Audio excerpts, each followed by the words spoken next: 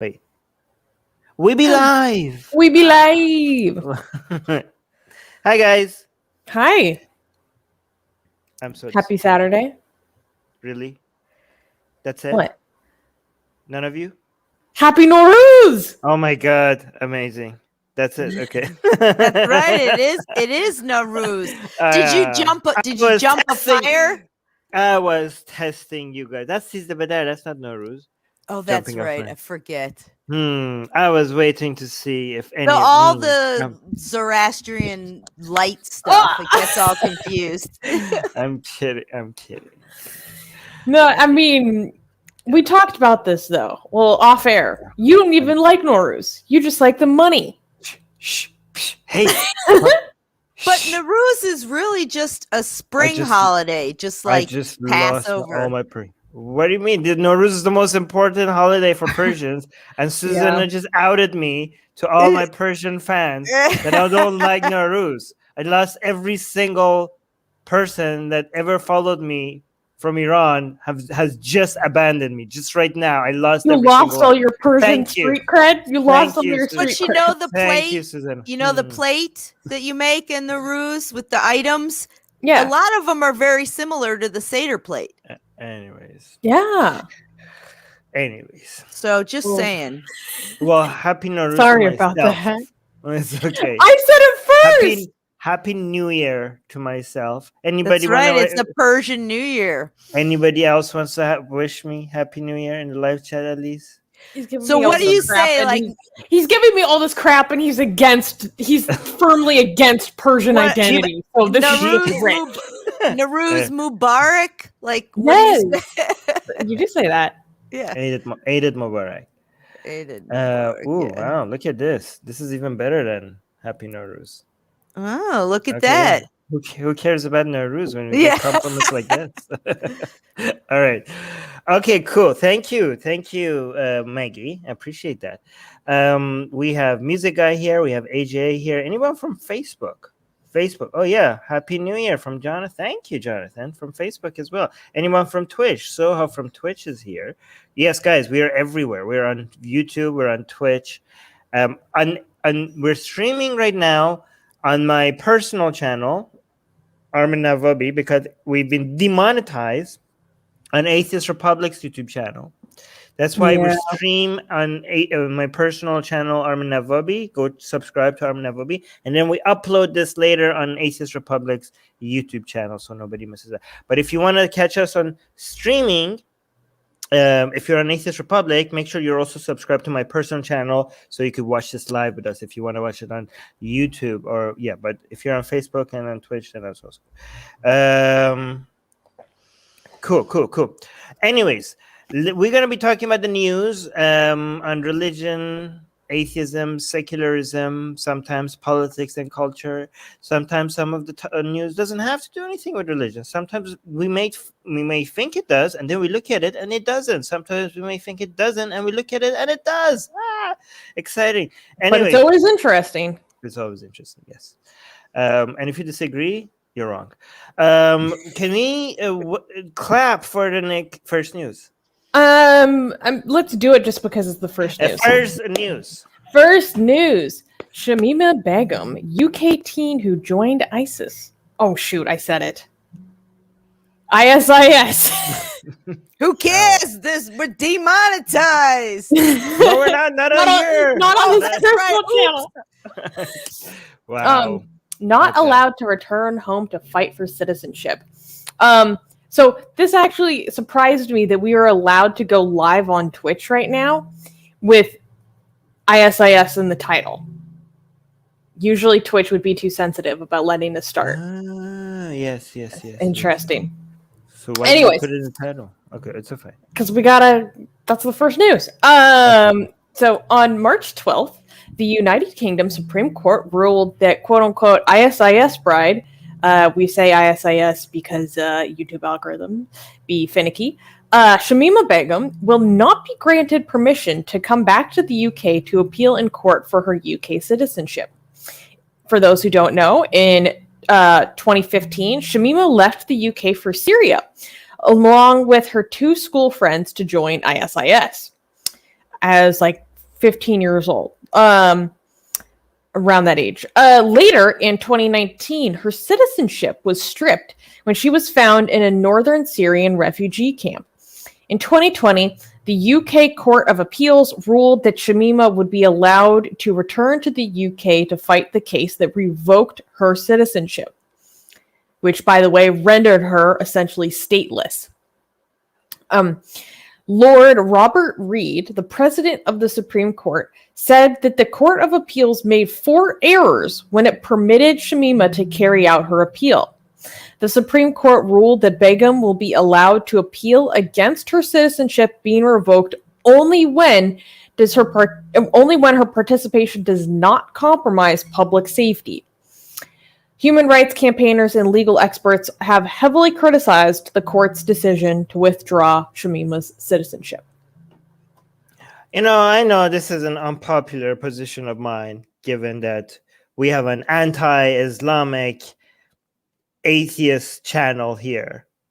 And I know people like, oh, Armin, you're so soft on this. I thought you were, very firebrand atheist. I don't care. You people like, oh, so many people have come at me for this position of mine. The more I look into it, the more I'm convinced that my position is right, and all of you are wrong. This was a bad idea. Revoking, if somebody joined a group and did criminal stuff, you bring them, you put them on trial, you punish them for the crimes that they committed. Revoking citizenship is just like devaluing the meaning of what it means to be a citizen.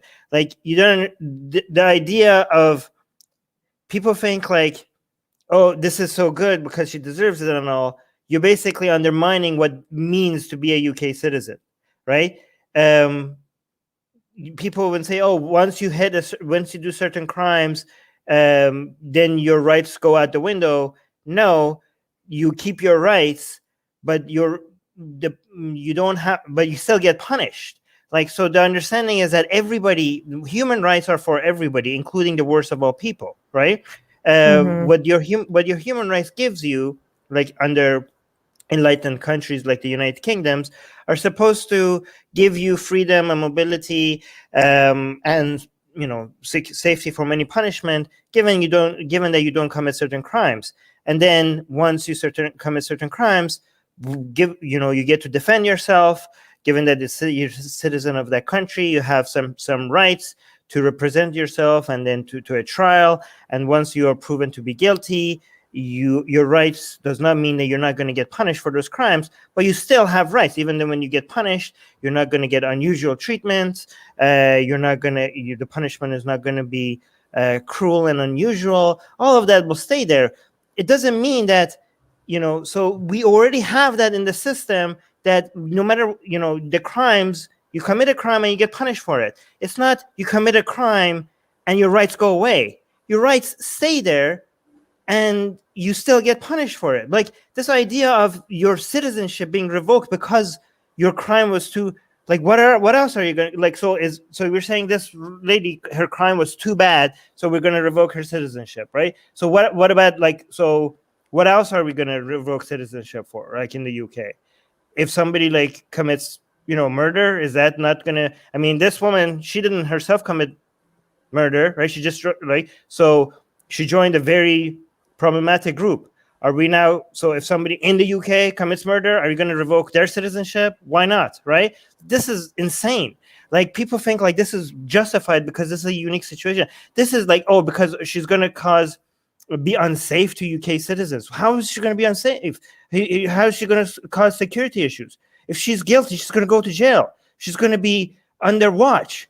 She's going to come and she could be interviewed for better security measures. She could be studied. She could be analyzed psychologically. There's so many benefits in having her in prison in the UK for her crimes, getting punished, and also under watch for security reason, and also for intelligence agency to have access to a lot more information going forward. This is insane. Like, revoking someone's citizenship because the crime was too bad, Like what? Like you completely the entire country's citizenship has been devalued because UK citizens are afraid of one woman that is not going to be able to cause harm to anybody else. But go on. Who wants to go first? Their intelligence agencies say that she prepared suicide bombers. That she stitched them into explosive vests. Okay, and that she was also involved in working for the ISIS morality police, in the various communities that she was a part of. So there's a lot that goes in interviews that I believe there were, on that note, just to add, there were some interviews that she gave where she didn't seem to renounce that ideology.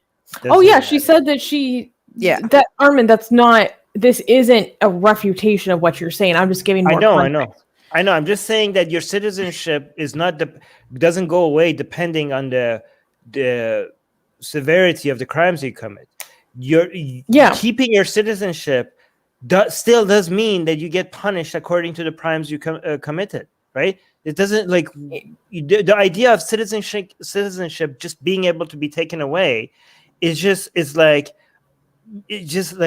throwing out the baby. Like it's just like everything about what it means to be a UK citizen is now under question because of people's fear-mongering and hate over one person that could have been under security watch, could have been in prison. Like her going back to UK was not going to be a security issue for anyone in the UK. Yeah, but I was just giving more details. So I didn't interrupt you. So Rivka interrupted you. Then you interrupted the interrupt. Well, I get to do that because misogyny. It's your culture. Oh yes, it's my culture. All right, go ahead. So Ghost Bunny is asking, did she marry into ISIS or did she just go and join? Also, if that's all she did, is it possible that she was brainwashed into this by a pretty religious text? It shouldn't revoke her citizenship, though. So it's she did marry an ISIS militant who is now incarcerated. She had 3 children by him, all of whom have died in Syria, I believe. I don't know if she was already engaged to him while she headed there. But she went with 2 other girls when she was 15, and those 2 other girls died. They were killed in all right, by bomb drone strikes. Okay, so Kimberly saying, can you promise that though, that she's not going to be a security threat? No, Kimberly, I can't. So, and I also, let's do that with everybody then in UK. Everybody, like, if somebody commits murder, revoke their citizenship, throw them away. If somebody steals, if somebody harasses people, I can't promise that, if you punish them. If somebody commits murder in the UK and they're a UK citizen, instead of using their, getting them to come to court and punish them, just revoke everyone's citizenship. Because who knows, maybe if they're still in the UK, I can't promise that they're not going to commit murder again. Just revoke people's citizenship. Why not? Just go left and right, and everybody that is could potentially somehow be a security threat, just revoke everyone's citizenship. Just see guys, you don't understand what this means to the core. What this whole idea of revoking citizenship, what does it do to the core meaning of what it means to be a UK citizen? You're basically redefining your entire citizenship. You're changing what your country, the values and your entire country has been founded upon from the very core, just because one woman you're afraid of one woman. You can't be like, hey, maybe we should maybe add more security and put this. Hey, maybe there's other ways you could fix the fear that you have about the security issues with one woman, rather than completely changing all the values that this country has been founded upon. Well, and one thing we're not noting is that this is actually a violation of the United Nations. I can't remember what specific convention or agreement or whatever, but rendering someone stateless is I believe it's not illegal because the UN doesn't enforce law, but she was rendered stateless, which in the UK did this because they believed that she had precedent of being able to get a Bangladeshi citizenship because that's where her parents are from. However, her ability to get a Bangladeshi citizenship was removed when she became involved with a terrorist group. That is not according to Bangladesh's laws. They revoke it or your ability to get that. We say terrorist because we're worried that using the T word might get us demonetized here as well. Okay. Rivka, I have some. Go ahead, Rivka. So I have a couple things to say. I think to your point, Armin.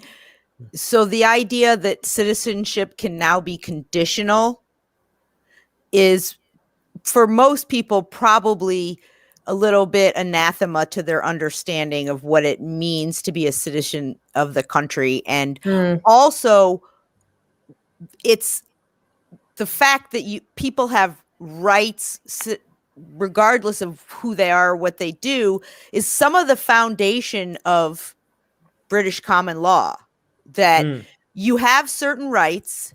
You also, and especially in the United States, which we use British common law, that you can't convict somebody on something they might do or they haven't yet done, so to speak.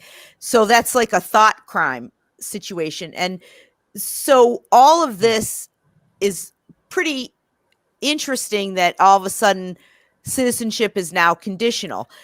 With regard to bringing her back, and, you know, she did this terrible thing, so there's sort of this we have to punish her somehow. That also takes away another huge part of jurisprudence, which is judges. That's what it means to be a judge. That they can, because of the extenuating circumstance, they could give her a more harsh sentence. They could say that she has to be in solitary so many hours a day, or she can't access newspapers or whatever. That's what judges do also. So when you take that away, you're undermining jurisprudence as well. Right. I do understand the emotion behind it because people are upset. And I also understand that they don't want to pay as taxpayers for sorry, she's a citizen. I know, but that's something that people have to understand. That's happening with all kinds of other things too. But I know that was like some things I heard people express. So, but taking away, that's why I'm saying it happens with lots. I know. This is not a response to you, Rivka. You're right, but this is a response to them. You know, taxpayer money has to go towards jurisprudence for people who commit crimes. I'm sorry. Oh wow, we're paying taxpayer money for putting people on trial who are citizens of our country. You want to save money by not doing that, by kicking them out? And guys, you understand? They did it before. What do you mean? I mean, like America and Australia was criminal colonies. What? Yeah, okay. So they deported criminals. But I wanted to make another point about the Bangladeshi thing. There's a difference between being a citizen and having it being conditional upon certain behavior, or not being a citizen of a country and then applying to come. That's the point where they can say, look, you're not a citizen here, so we don't have to accept you based on your criminal history. So I just wanted to clear that up in case some people were like, well, if Bangladesh says she's not allowed to come, you know, that's different. I don't think people from UK even understand how significant this is, the cost that this is going to do. United Kingdom is one of the main countries that is the foundations of Enlightenment values, which became the role model for the rest of the goddamn planet, right? And you guys are basically throwing these out the window left and right for the sake of an extra security from one woman that you're not going to get the extra security. It's not even going to give you that security.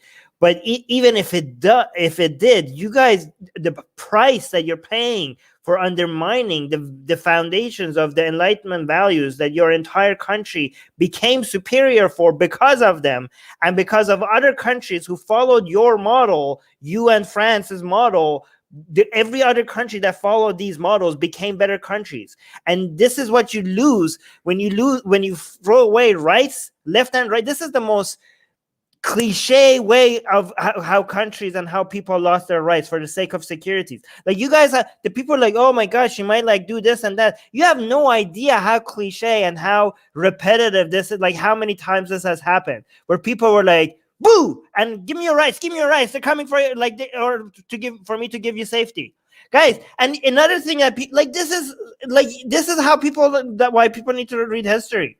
This is how they take away your rights. Okay, by showing you the worst of people. Guys, I always say human rights are only human rights if they protect the worst humans. Free speech is the only free speech if it protects the worst kind of speech. Okay, this is a test. Human rights doesn't need defending if it's only good people, because everybody could fall in line in defending the human rights of good people. All right, this is when you know if you're on the side of human rights. This is when people, when they come and try to take your human rights away, they're not going to challenge you by taking away the human rights of people that you could be sympathetic to. They come and take away the human rights by coming up with examples of people that you can't sympathize with, that are horrible people. That's how they challenge your human rights. This is when you know that you need to stay strong when it comes to defending human rights. And again, a lot of people don't understand, when you defend the human rights of the worst kind of people, you're not defending those people as good people. That's why I feel like, well, Armin, like, you're defending this horrible human being who joined this horrible group. Like, no, I'm not. I'm defending the human rights for the worst people. That's what I acknowledge that these are not good people. That's why I'm trying to defend their human rights, because other people don't do that because they're garbage people, right? Because they're garbage people, it's not very, pleasing, and it's not very popular to come defend their human rights. And that's when you know you have to step up, because other people won't. Susanna. Well, I wanted to follow up on Rivka's point about the difference between, and here's what's really important. She is born in the UK. She is a native English woman, okay? So a lot of people are, like, when you're trying to gain citizenship of a country, yes, you do have to have conditions to be able to gain the rights of that citizenship. That's natural. But she was born in the UK. And so some of the discourse I've seen about this is people are talking about accusations of racism behind this. They're like, we don't revoke citizens for white boys who are neo-Yazis. We say Yazis because the YouTube algorithm in the UK. So they're trying to draw a comparison there and saying, like, well, are we going to start doing this for other people? Or is this because she's like a second generation immigrant?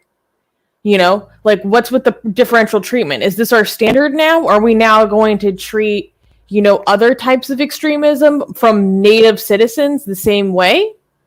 Okay. I think that might be different and complicated by the fact she actually left the country to do this. But I do also want to show some interesting photos of her. Just before you do that, I just want to mention that I'm A-OK for not giving citizenship or even residency to people with this background. Okay, of course, definitely. Like, yeah.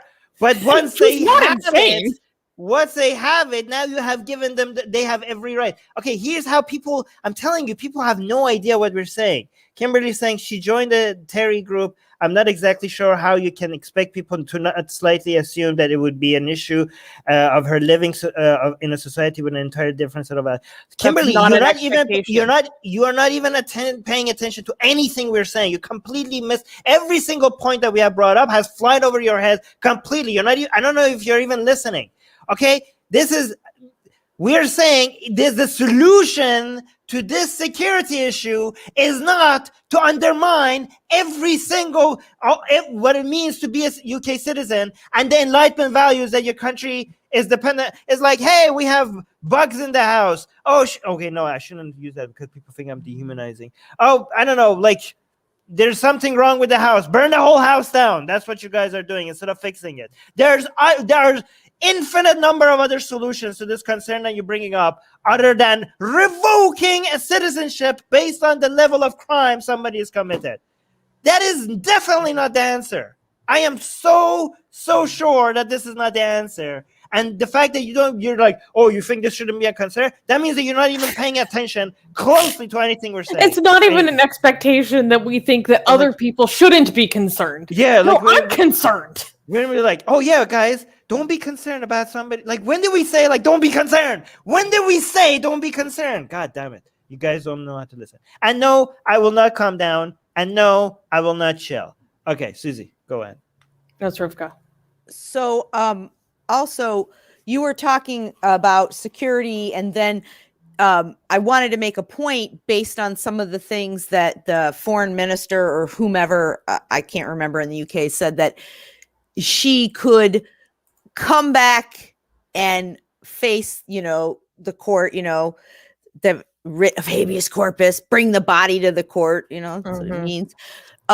When the security situation is resolved. And that's a trick that lots of governments do to never actually make a decision and to keep people in a state of limbo forever. Because you can always say, well, the security situation's not resolved as soon as we have 100% certainty, or as soon as, so it's constantly kicking the can. And there's plenty of groups of people who are supposed to vote on things with UN, for example, I was thinking about in Western Sahara, have been waiting to vote on things for 30 years because they keep saying, well, as soon as the security situation is resolved. So this is, I feel like, in my opinion, very bad, because they're not making a stand one way or the other. So if you really believe this, then you should be saying it and you should be making the case for it, whether it's right or not. But by doing this, it's a total cop-out, and it just leaves this huge vacuous hole. And then I wanted to make one other point about the idea of someone who is a born citizen. This has been conferred upon her. She is a citizen of the UK. So since there doesn't seem to be conditions on that, and when you're defending that, you're not defending it for all these bad people. You're defending these rights for yourself, because this is what becomes a slippery slope. If you can't grant human rights to people that you don't like, then what's the guarantee that the people that you like are going to be in power next week? Now you could be the person that people don't like. And I'm not trying to compare an average person's behavior with hers, but this is what Armin's talking about when he's talking about the erosion process. Right. But even, I mean, and the last thing I just wanted to say is that, see, now I forgot, but that's the erosion process you're talking about, that you start losing rights in all kinds of other ways. It becomes this slippery slope then. And I have one more thing, but now I can't remember what it was. Right. But even if it doesn't Thanks a lot, Armin. You're welcome. Even if it doesn't come to you directly, what people have to understand is that the reason why some countries are better than other countries is because of a certain set of values, right? So which is the foundations of those countries that made those countries perform better, right? So even if they don't come to you, I'm not saying, oh, they're going to come and revoke your citizenship tomorrow if you don't defend this person, right? You probably will never get even close to that, right? But it's just these are if you just keep attacking the foundations that made some countries better than others, you're going to pay for it later, like in some other way, right? That eventually is going to lead to people being more okay with certain values, certain rights to be questioned, right? And so we're seeing that in UK and more than other places, more than other enlightened countries already. So that's my fear. Suze, you wanted to show something? Oh, I mean, I was already showing the pictures. I remembered what I was going to say. So Armin was making the comment that when you say, I think that the citizenship shouldn't be conditional and this was the wrong move, you're not in any way defending the person's actions. You're defending the concept of citizenship.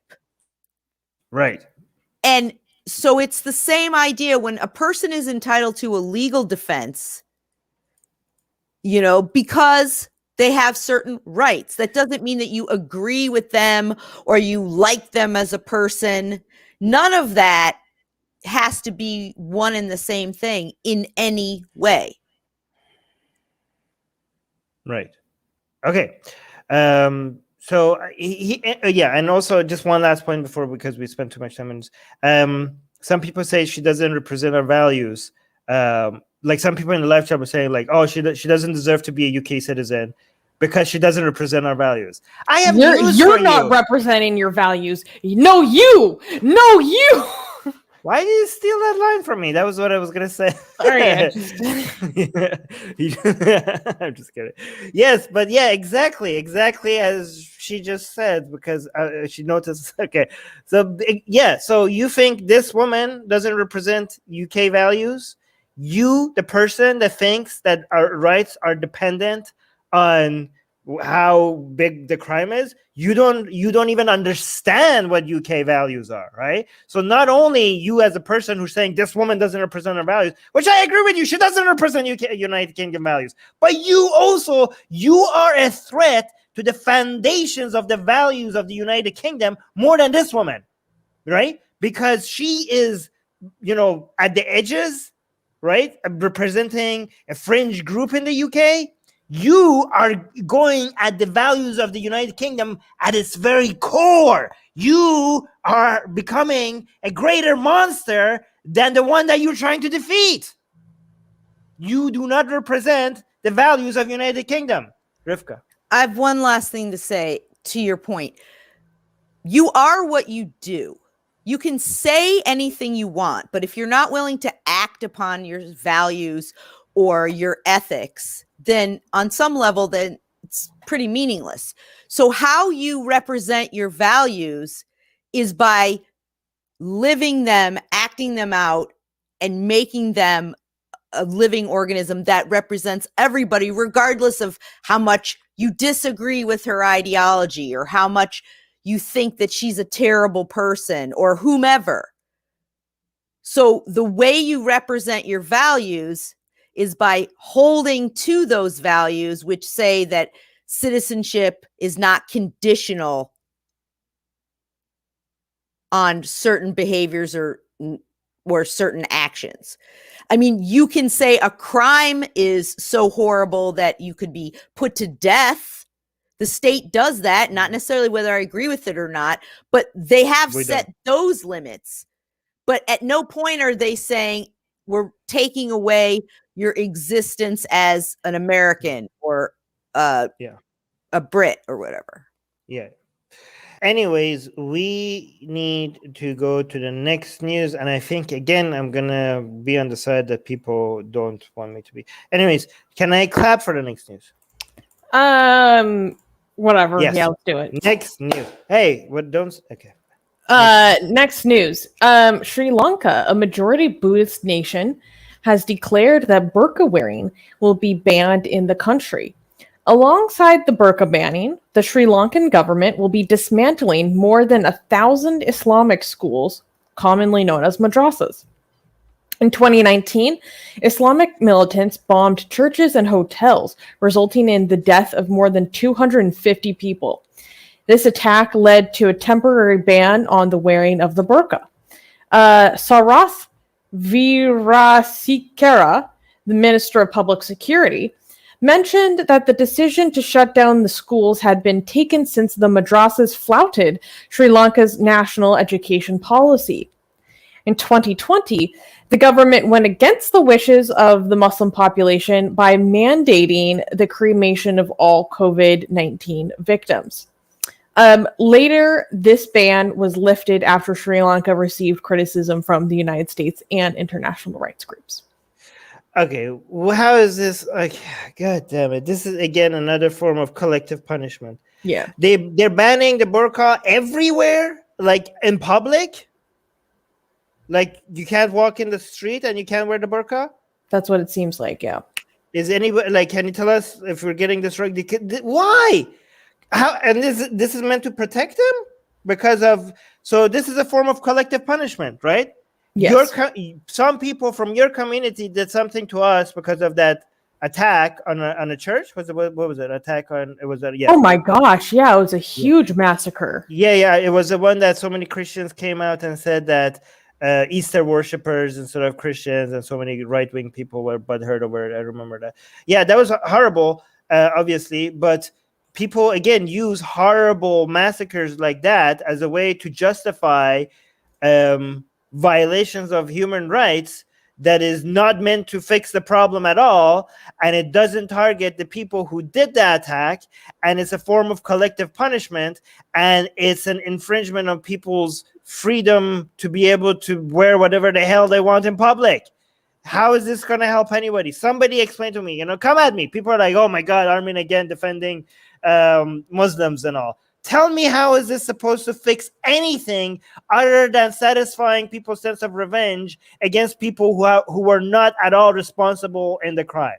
Suze. It may, in fact, make the situation worse because it would validate feelings of persecution and the feeling of need to rise against such oppression even more than before. So for those who aren't aware, there was the bombing that happened, when did it happen? In 2019, that killed more than 270 people and injured 500 people in hotels and churches. And so they claim that this is for national security.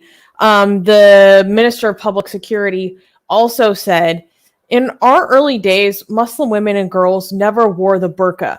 It is a sign of a religious extremism that came about recently. We are going to ban it. So while they do say that this is a security thing, they're also, that seems like more of a cultural argument to me. However, I mean, I'm not delusional. Obviously, someone wearing any form of hijab is typically a sign of more conservatism, right? But that, like, oh, well, we didn't used to do this. This is a sign of extremism. Yes, it is a sign of conservatism, but that's a cultural argument.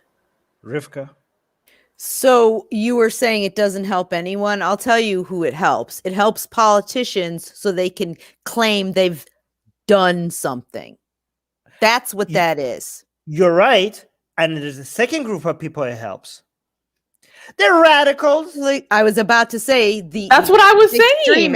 Yeah. Yes. And so, and without seeing, if they're banning it outright, or they're only banning it in high security areas. We don't know. It sounds like they're saying, it's just banned 100%. Other than in your own home. I don't know. But again, like we've talked about before, if you're giving specific areas where it can be a security concern, that's fine as far as I'm concerned. But I wanted to address the closing of the madrasas, because that seems like it actually has some basis in if these schools are violating the law or not adhering to curriculum or doing other things that are against the law, not teaching whatever the curriculum is or whatever, because they did say that they were in violation of some specific laws. That's a little bit different. You could say, okay, we're closing the school because you're not adhering to the rules. If they investigate it and they find out they're not.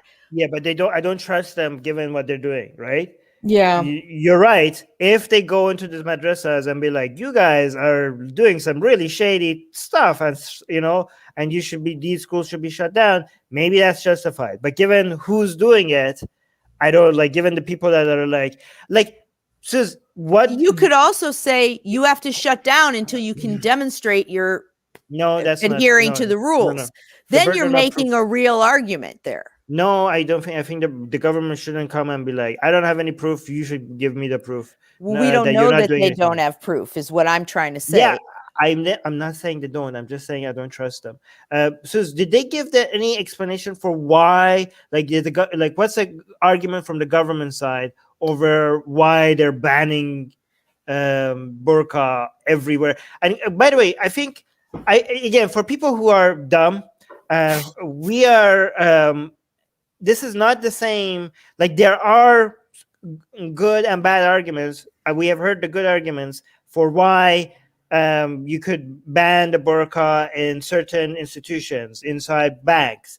I don't know, for security measures in here or there, or government institutions, or if you're representing, I don't know, the government in this scenario or that scenario. Like, those are debatable. Like, okay, maybe a niqab ban makes sense here. Okay, like, you don't get religious privilege if other people cannot, for example, advertise their religion while they're a cop. Why do you get to, like, or if other people don't get to advertise their political stance while they're a cop as the representative of the government? Why do you get to promote your religion? So removing that is a form of maybe removing religious privilege.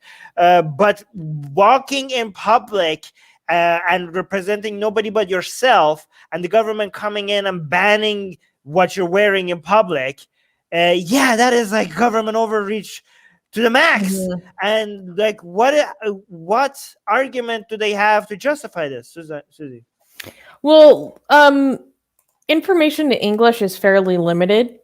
So in terms of a quote from, again, the security minister, he just says, no one can open a school and teach whatever you want to the children.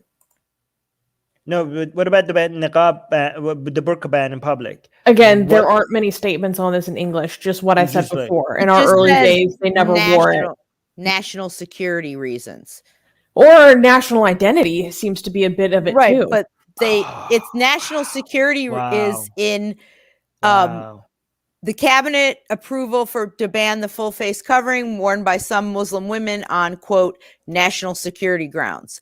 So I also really would like to, and if there's any Bangladeshis out there who could give us some more information on this, I'd like to know, what does that mean? Does that mean you can't just wear it when you're walking down the street to the grocery store? Or does that mean you can only not wear it in certain areas? And the same with the school situation, because they claim that the schools were flouting national education policy. But what exactly does that mean?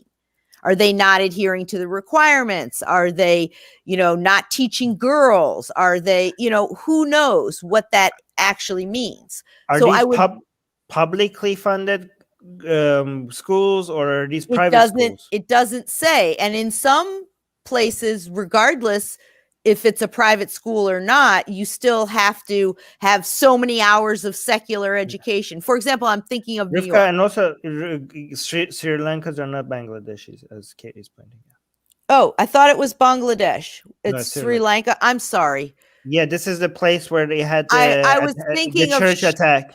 Right. Yeah, I was thinking of Shamima Begum and being Bangladeshi. I just got it confused. Sorry, right, Sri Lankas. I love your tea. But here's the thing. Like, look at this comment over here. John is saying all religious schools should be shut down everywhere in the world. They're less about education and more about indoctrination. Well, what if they're private schools? Right? Like, what are you talking about? Like, yeah, maybe I agree that the government should not have any schools teaching. No taxpayer money should be spent on teaching kids religion. But are you really going to tell people that they cannot start their own institutions or educate their children the way they choose to? I mean, I think the government can intervene to say, like, these are certain skills that every school should teach their kids, and you need to be able to prove to us that the kids in your school are, achieving certain math skills, reading, writing skills, blah, blah, blah.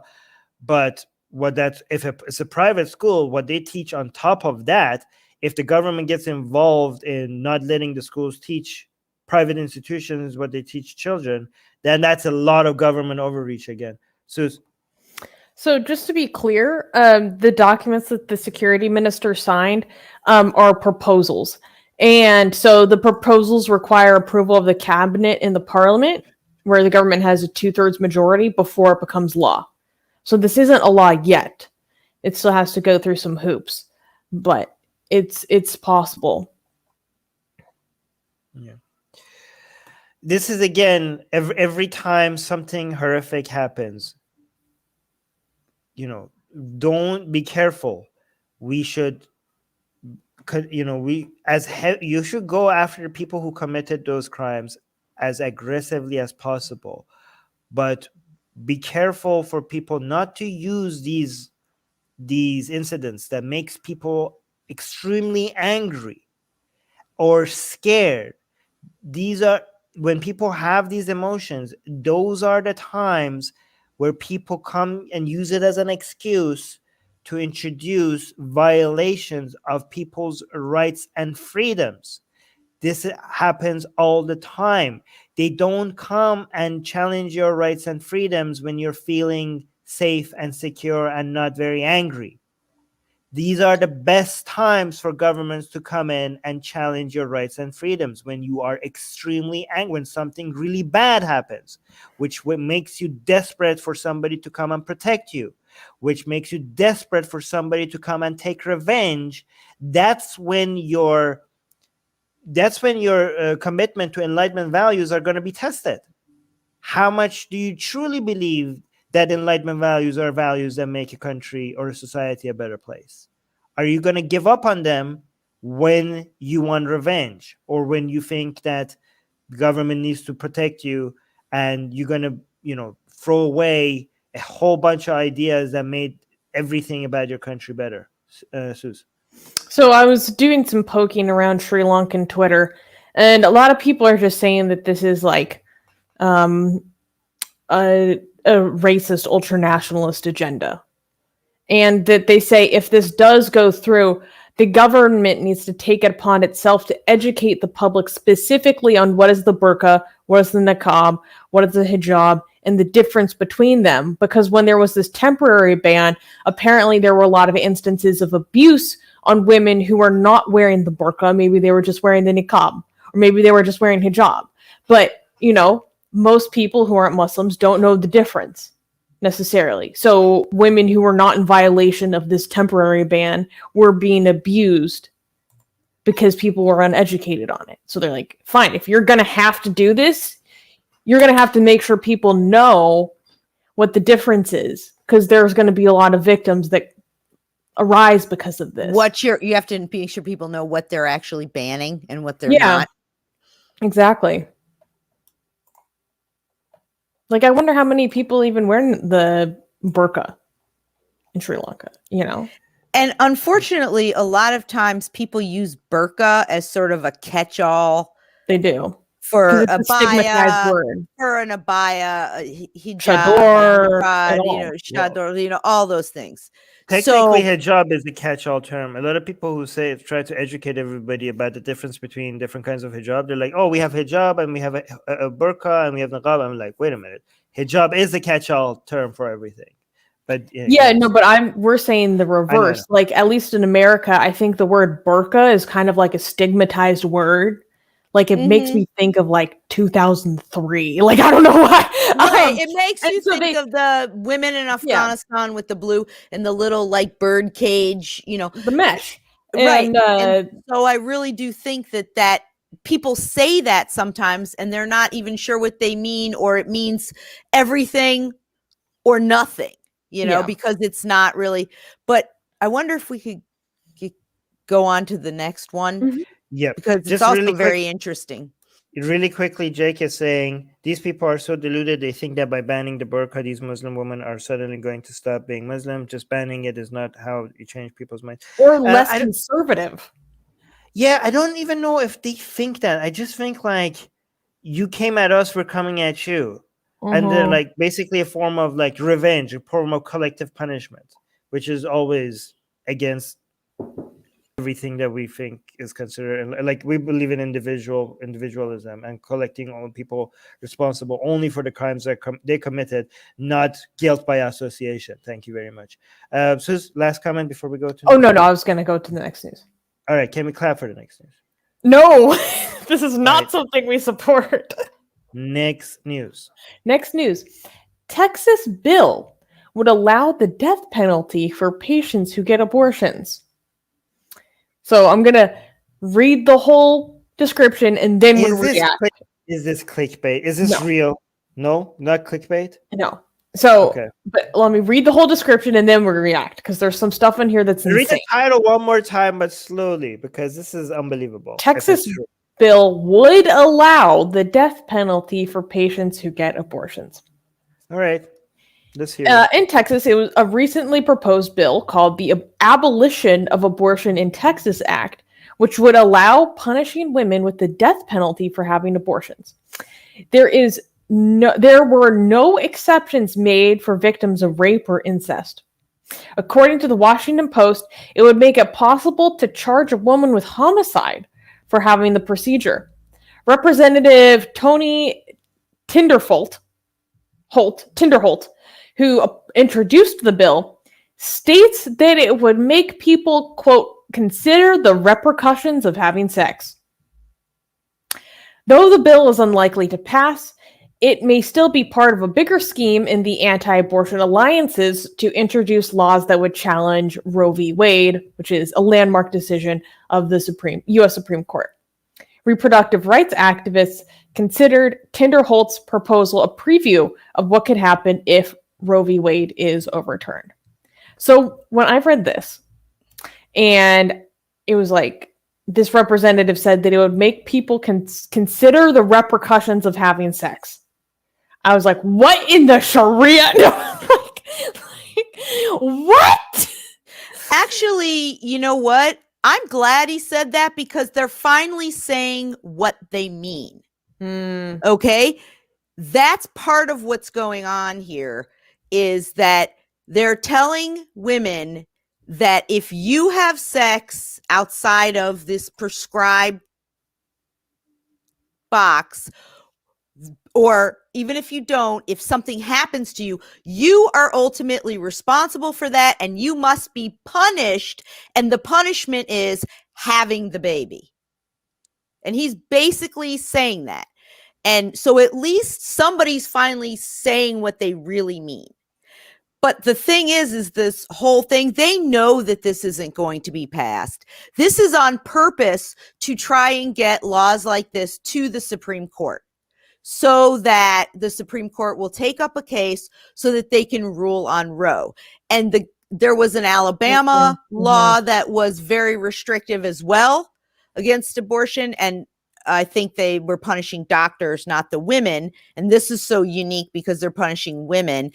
But the governor or whomever introduced the bill said exactly that.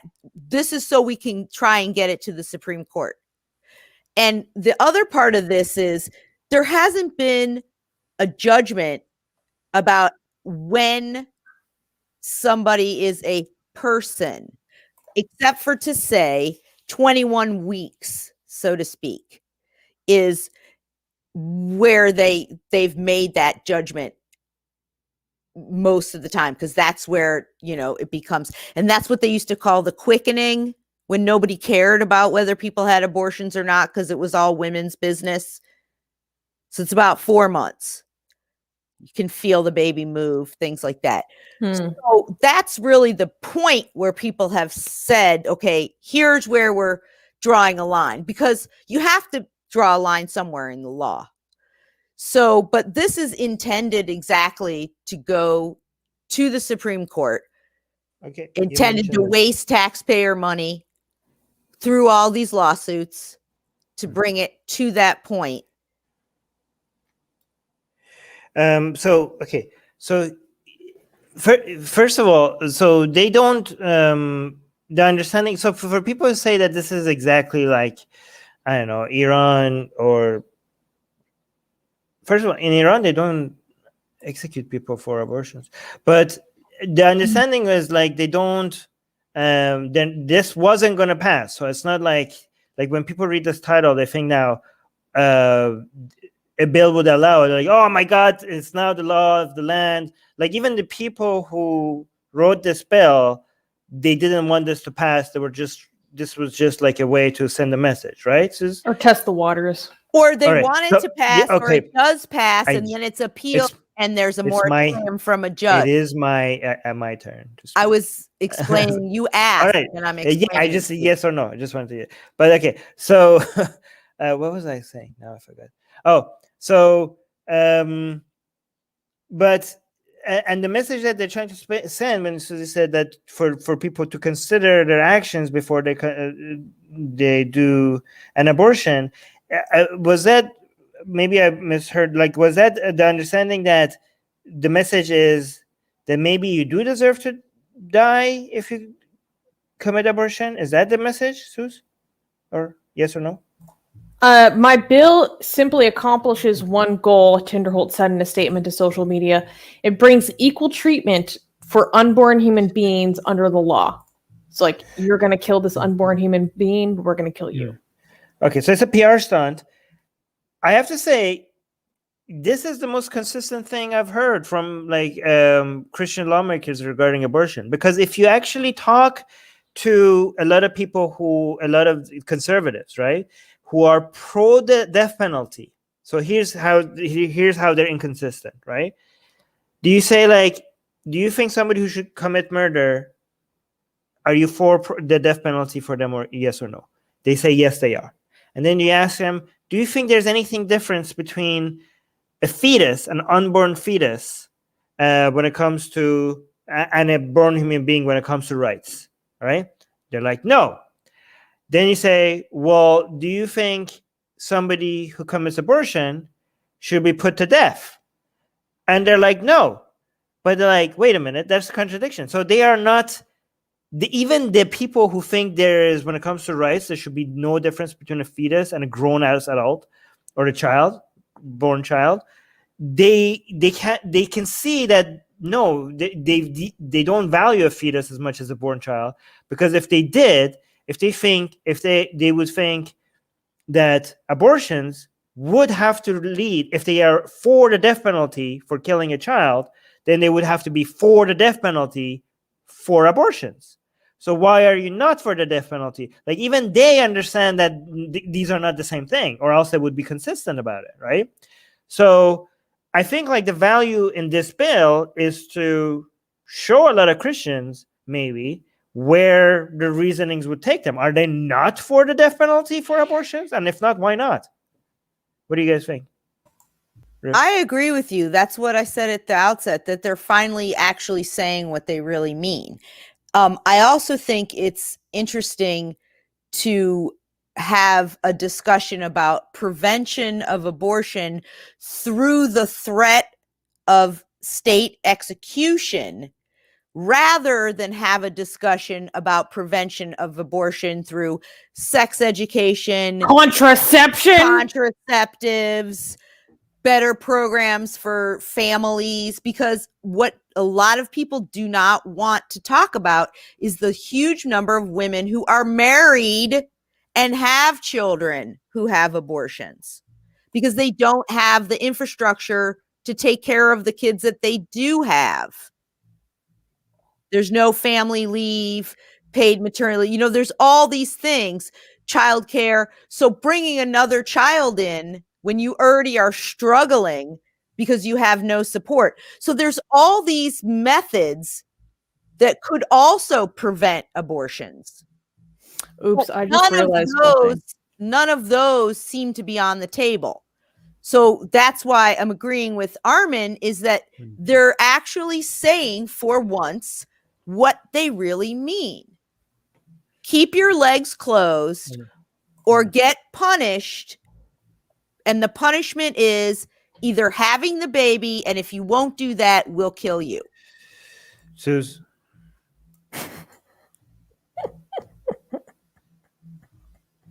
Something wrong about the news? I made a mistake. What? This is from April 2019. Oh, okay. It's okay. And it didn't pass. It's still a good discussion.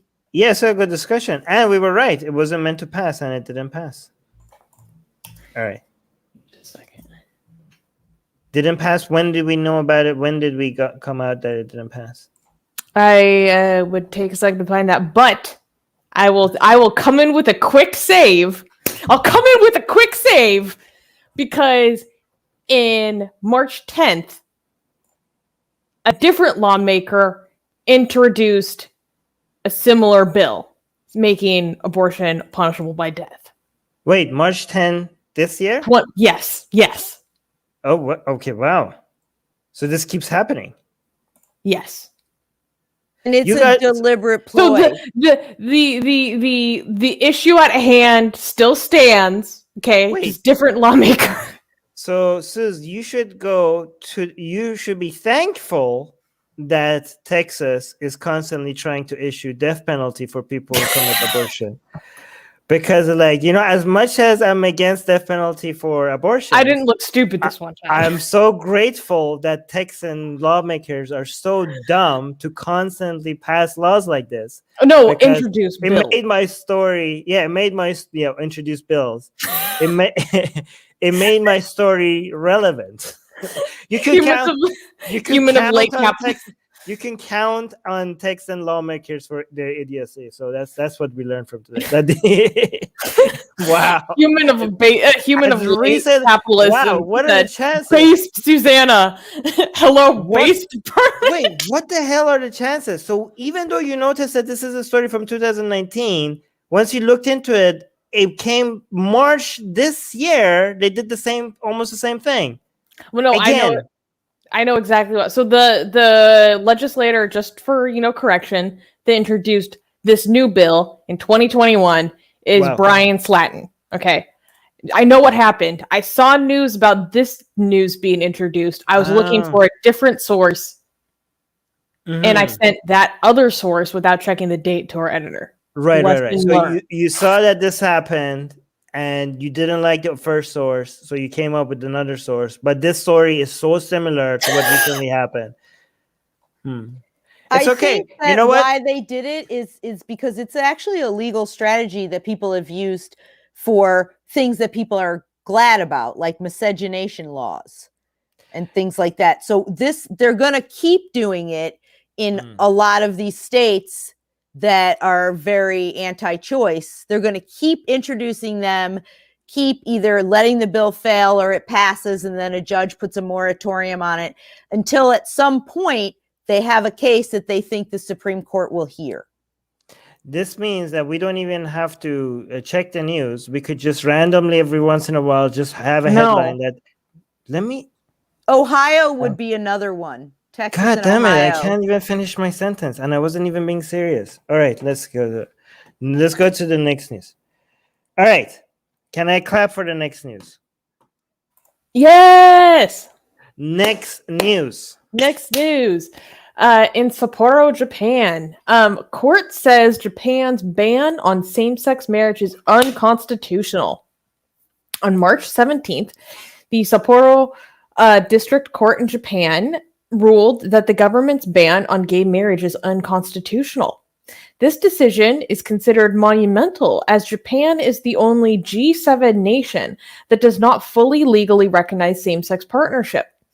The court found that making same-sex marriage illegal violates Article 14 of the Japanese Constitution, which prohibiting discrimination due to race, creed, sex, social status, or family origin. On Valentine's Day 2019, 13 couples filed lawsuits in Sapporo, Tokyo, Osaka, and Nagoya, followed by 3 more in Fukuoka several months later. Kanoko Otiji, an openly gay opposition party member, expressed herself via Twitter, saying that she urges the legislator to, quote, deliberate a proposed amendment to the civil code to make same-sex marriage possible. In January, a coalition of 116 groups insisted that Yoshihide Suga, Japanese prime minister, introduce a national LGBT anti-discrimination policy before the Tokyo Olympics that are scheduled to begin this summer. Yay! And also, boo! It's 2021, and this is how long it took you to get here? Like, what? It's always such a party poop when you do that. I'm happy for this. It's Japan. Yeah, I'm happy, but also, what took you so long? Yes, congratulations. And also, what the hell? Can I not do that at the same time? Is that not okay? Katie's so cute. She said, "Gambate." Okay, I have a question. Why on earth would Japan have any like a country that is not Christian, Muslim, Hindu? Why on earth would a country like Japan, which is supposed to be like modern and advanced and enlightened and everything, like the third now largest economy in the goddamn planet, have a ban on same-sex marriage until now? Actually, Armin, they were enlightened and ahead of a lot of people in the fact that gay sex, having the act of sex between two partners of the same sex, has been legal in Japan since 1880. So then that was very enlightened compared to so many other countries, including Western countries, that have made the actual act itself illegal. And some of those laws are still on the books. So now, yeah, I mean, it seems like they would move into the 21st century with a little more ease and faster, since they seem to be ahead in some other ways. But if you actually look at what the mindset of a lot of people were in the 19th century, the fact that that was at least legal. Now, granted, that doesn't mean there wasn't discrimination or there wasn't a societal coercion to not talk about it, mention it, or engage in it. But the fact that it has been legal since 1880 is actually, for that time period, more enlightened than a lot of Western countries. So Katie is bringing up a good point. Where to go? Saying it's ironic how the Japanese ruling party is called the Liberal Democratic Party, or LDP, but in reality, they are a conservative monarchist party. So, like, Japan is very technologically advanced, but there are still a lot of ways in which Japan can be very socially conservative. Not in all ways, but in some ways. So just for more context, since 2015, certain Japanese municipalities have issued partnership certificates to gay and lesbian couples. However, these do not confer legal status equivalent to marriage, but they allowed for shared rental agreements and hospital rights. But same-sex couples couldn't inherit their partner's assets, for example, or assume paternal rights of their partner's children. And also, it's important to note that this ruling alone will not prompt any changes in government policy. A new law would have to be introduced to then legalize same-sex marriage. And I thought it was interesting because analysts are saying that the law that was previously the barrier, one of the barriers in this fight for same-sex marriage, was that the lawyers who won this decision argue that the text of Japan's constitution was intended to prevent forced marriages rather than explicitly prohibited same-sex marriage, which I thought was interesting. What is the source of these ideas, of these conservative ideas? Is it like music guy is saying Christian influence? Is that the case? I mean, there was a little bit of Christian influence. Japan was an isolationist empire or nation for a really long time.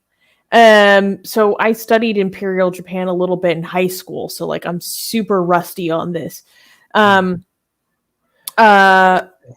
has a very important point. Well, I don't think tentacle porn is the norm. I think that's kind of a stereotype.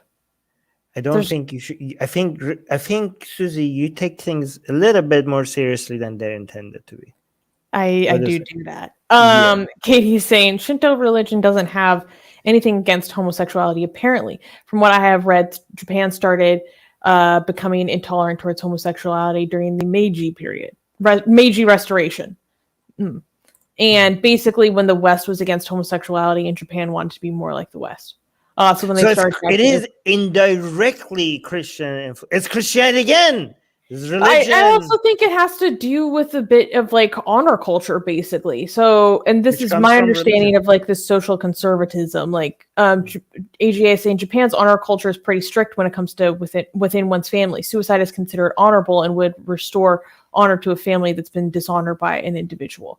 I mean, I don't know how common that is still to this day, but that was definitely things that happened. Katie is saying, interesting that there is a term for exclusively gay men in Japanese, onigirai, which translates to women hater. The hell? Interesting. Yes. And see, you are too serious. I am. It's okay.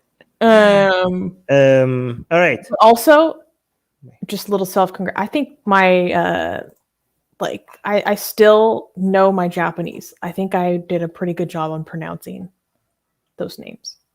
Oh yeah. Well, my Japanese is so bad that I don't know how good you were. Yeah, you're like, what? But the Yeah. people who know, They how know. was it? Yeah. At least it's not French, because you could never satisfy people. This is why I hate French. So congratulations, Japan. I hope that this more people will be writing up new laws to introduce right away. So hopefully they will pass and be enacted in law. Okay. Can we clap for the next news? It's not good, but no one died, so that's our standard. Good enough. Next news. Next news. Pakistani university expels students after a video of a girl proposing to a boy goes viral.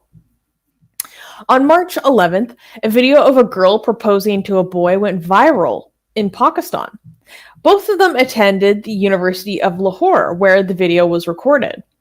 The video depicts the girl proposing to the boy, clasping a bouquet of roses while kneeling in front of him. Nearby students cheered them along as the boy took the flowers and pulled the girl in for a hug. The university's special disciplinary committee held a meeting on March 12th and summoned the students to appear before the committee. However, the students did not appear. Thus, based on the alleged misconduct, the two students were expelled. Mixed reactions were seen on the internet as a result of the expulsions. Former Prime Minister of Pakistan, Benazir Bhutto's daughter, Bakhtawar Bhutto Zardari, described the university's actions as ridiculous. Additionally, former cricketer Wasim Akram's wife, Shanira Akram, also criticized the university's decision via Twitter. So, wait, give me a second. I want to find the video. Wait. I have a picture for this. So basically, Rivka is here as well. So basically, these people are anti-love, right? Mm-hmm. I have a picture. Oh, I know what it is. Are we the baddies? I mean, if you see something so romantic, wait, I have to show you guys the video.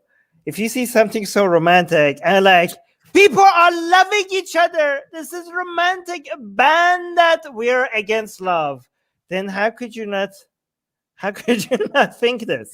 It is very cute. I mean, it's very sweet, the whole video. Yeah, why come we didn't tell me to have the video ready? And other people around them are cheering and happy.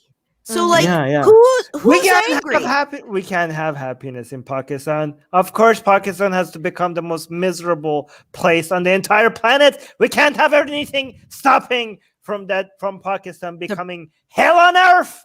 The prohibition on joy. Shut it down. Joy to people too happy. Shut it down.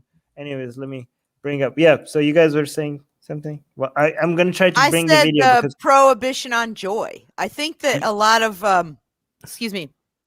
religions, and Islam does this as really well, is the joy part is kind of sucked out of everything. That, this prohibition on joy, on expressions of love or joy, whether it's singing, dancing, laughing, proposing in public, it's really sad that Wait, has found to be it. taken away from people.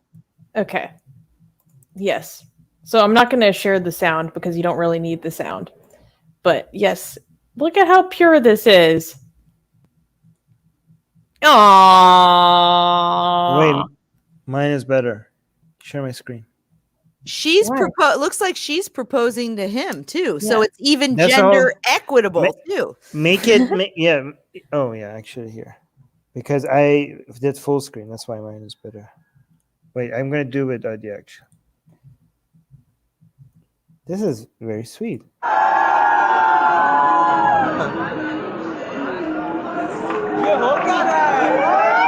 Aww. See, people are happy. They love it. Yeah, like everybody's recording. They're happy. They're having fun. Oh, she's crying. Oh, Babe. oh. She Yeah. even had a little thing on her knee so she doesn't get her white pants dirty. My girl thought it out. She thought things through. Okay. Yeah, again. Are we the baddies? This is the most. Yeah, we should have this ready every time these people do something like that. Like, how did they not think that? Like when they sit around and decide, like, okay, we need to ban this stuff. How did they not wake up in the morning like, if this was the movie, we would be the villains here, wouldn't we? Like, do they not like realize that? Like, in any story, any fiction, any movie, we would be the evil people in this story if somebody was writing this story. It's amazing. It's amazing how they're not self-aware. Anyway. I wanted to find if they specify exactly what the infraction was. Like, was it because I heard people because they're unmarried, maybe? Like, yeah, is it the hugging, or is it worse because it's the girl proposing? Like, I'm trying to understand a little bit more about yeah, it might be because it's like breaking like traditional gender roles. I don't know. Wait, this is Sunnah. It is. It is Sunnah. Khadija proposed to Muhammad. Well, she didn't look like This she is the was way like of the 15 years older than him, though. She didn't look like she was a businesswoman. That was, come on, it's still Sunnah. Still, Khadija did propose to Muhammad. Yeah. And you know what? I forgot what I was going to say about We that. have a new member. I love sugar. Thank you. Thank you, but I do not endorse your username. No, I'm almost certain. I think this is Oliver. I think he did this to upset you. Yeah. It's and it worked. It's working. It is working. I'm legit upset. You took the bait. Well, I took it on purpose because this is triggering. I'm not mad for telling people I am triggered. This is poison. Sugar is poison, guys. Stay away from sugar. All right, choose. It doesn't. I've actually found the office order from the office of the registrar. I'm looking at it right now.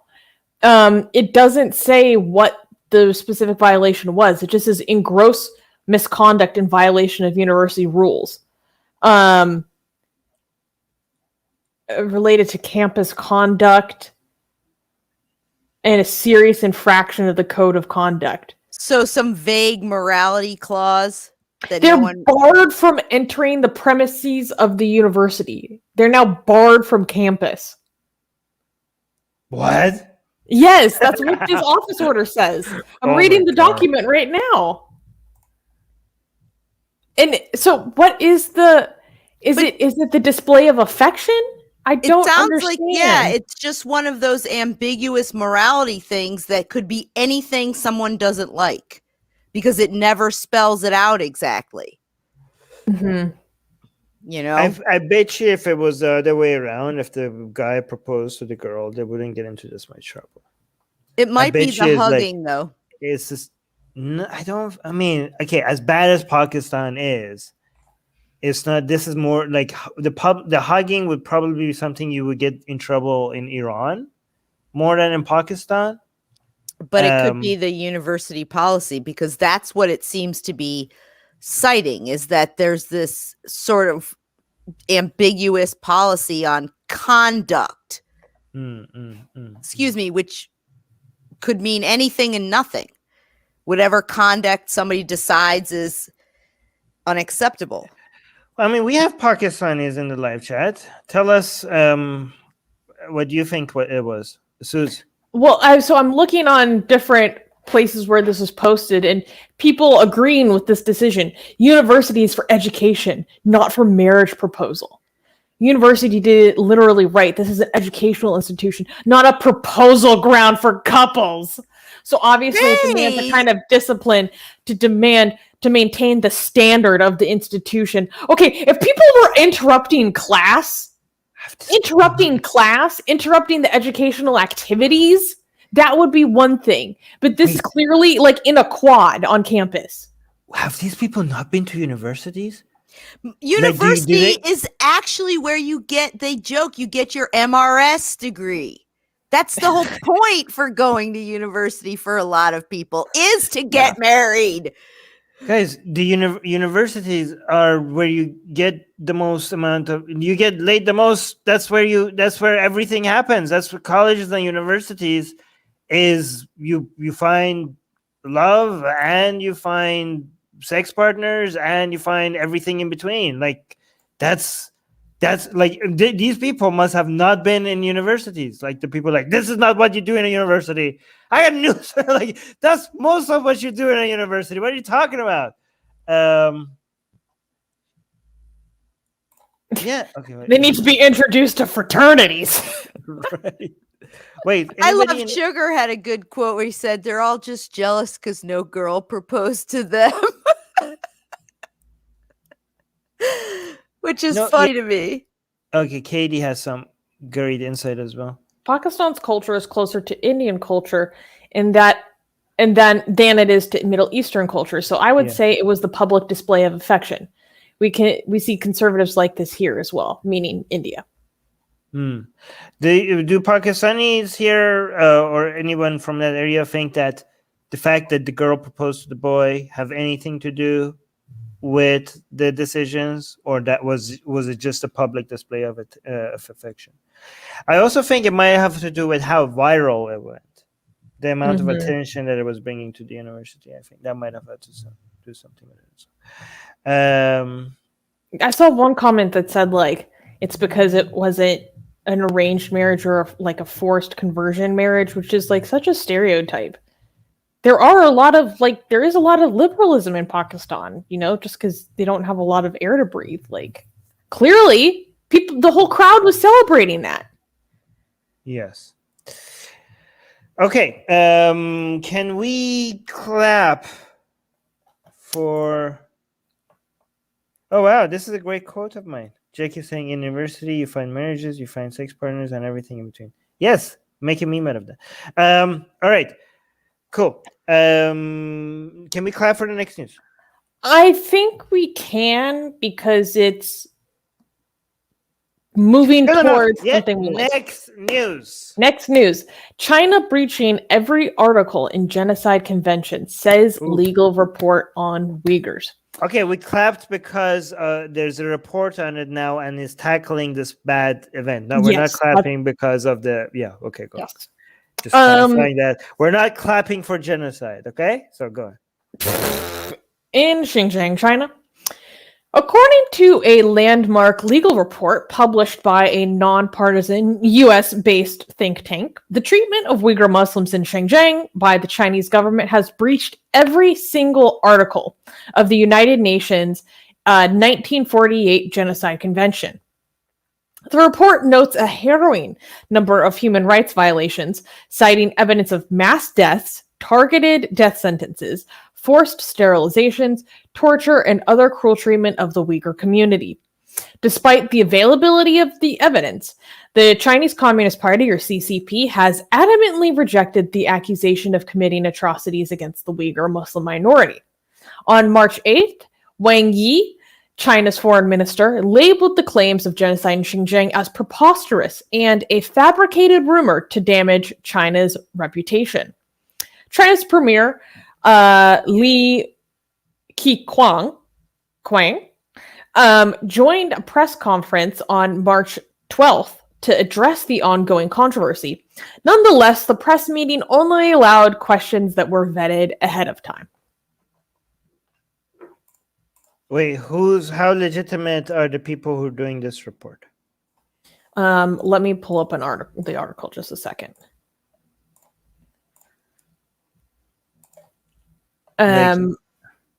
It's the think tank. I'm trying to see. Anything. Yeah. I'm not. I know this is true. I just want to make sure that we don't just give people a report that could be just like any group of people could get together and call themselves a think tank. It's called the New Lines Institute for Strategy and Policy. All right, you guys go do your own research on how reputable and how legit they are. I haven't seen their reports, but I have seen many other reports, independent reports. That here's the thing: I've already seen reports that shows that this is one of the greatest human rights violations of our lifetime. Okay, whether it's a genocide or not, I have been told, based on what passes as a definition of a genocide, this is genocide. Okay, by some other sources as well. I don't know about this source. To me, as a utilitarian, in some senses, it doesn't matter if it passes as a genocide, as the definition of a genocide, and in some sense, it does. The reason why it doesn't, to me, the level of harm to such a high number of people, the amount of misery that China is causing to these people, it's horrible enough that I think it should get the whole world united into stopping this, whether if it technically is defined as genocide or not. So to me, in some part of me think it doesn't matter. This is horrible and it should be stopped. Whether who cares what you call it, right? But another side of me, again, this is also utilitarian, knows that international law treats crimes against humanity that pass the label of genocide a lot differently, a lot more aggressively. And it's not just international laws, it's also a lot of private organizations, because a lot of these free countries cannot force private organizations to deal with China or not to deal with China. But private institutions are going to be a lot more under pressure to dealing with Chinese companies or the CCP if this gets labeled as a genocide. So even if it's not a genocide, I hope it gets labeled as a genocide so that people do take action, move against this a lot more aggressively. However, a lot of people who I do trust say, again, this is legal mumbo jumbo. They say based on those legal definitions, this does pass as the label of the genocide. However, I just want to say, just because we're talking about whether or not this passes the definition of genocide or not, shouldn't make us distract us from just focusing, even if it didn't, this is the greatest one of the greatest human rights violations of our lifetime. I think the top human rights violation of our lifetime right now is what's happening in Yemen, right? And that doesn't pass the definition of genocide. So are we not going to pay attention to that, even though there is a lot of misery happening there, just because it doesn't pass the definition of a genocide? Unfortunately, it seems like so. Anyways, Rivka had her hands up and I didn't talk. Yeah, so I just want to address your question about who these people are that issued the report. The New Lines Institute for Strategy and Policy used to be called the Center for Global Policy, and it's actually a division of Fairfax University of the Americas. And according to this, it was founded in 2019. Now, I don't know if the institute, which used to be the global policy, was what was founded in 2019, or the entire thing by Ahmed Alawani, who's also the president. And it talks about their mission is to provoke principled transformative leadership based on security, peace, global communities, character, stewardship, and development. And also to shape U.S. foreign policy based on a deep understanding of regional geopolitics and value systems of those regions. So that's who those people are who wrote the report. It's so interesting to me because I have people in the live chat talking about this being fake. I did a quick browse on some of the sources that are saying this is fake. Or there are apparently lawsuits now being filed against one of the key researchers behind a lot of the evidences, especially in terms of the declining birth rates and forced sterilizations. It's all state-run media. Right. Like, what? No, exactly. Like and they're using some of the Chinese own documentation. Right. So it's not like they did their own counts or documentation. This is their documentation. Yeah, it's funny because somebody in the live chat said, "Oh my God, this is not genocide. These are lies." Like, this is according to the CCP, based on CCP source, leaked CCP sources themselves, leaked, and also the public ones available that weren't even meant to be leaked. This is genocide based on what the CCP says itself. And I want to also address this comment here. Somebody saying, according to Biden, it's just different cultural norms. We did a stream on that, and we really criticized Biden for that language, for the way that he addressed this issue. However, I do have to say that as bad as Biden's language has been on this, his administration has performed better than we expected on the China issue. So far, it could go bad, right? So Biden's language on China is weak and pathetic, but his administration, especially Anthony Blinken, and this recent, like, Anthony Blinken has been really good, both with the pressure he's putting on Iran, the pressure he's putting on Saudi Arabia, and now the way he's talking about China, and also taking some real measures and bringing back United States allies.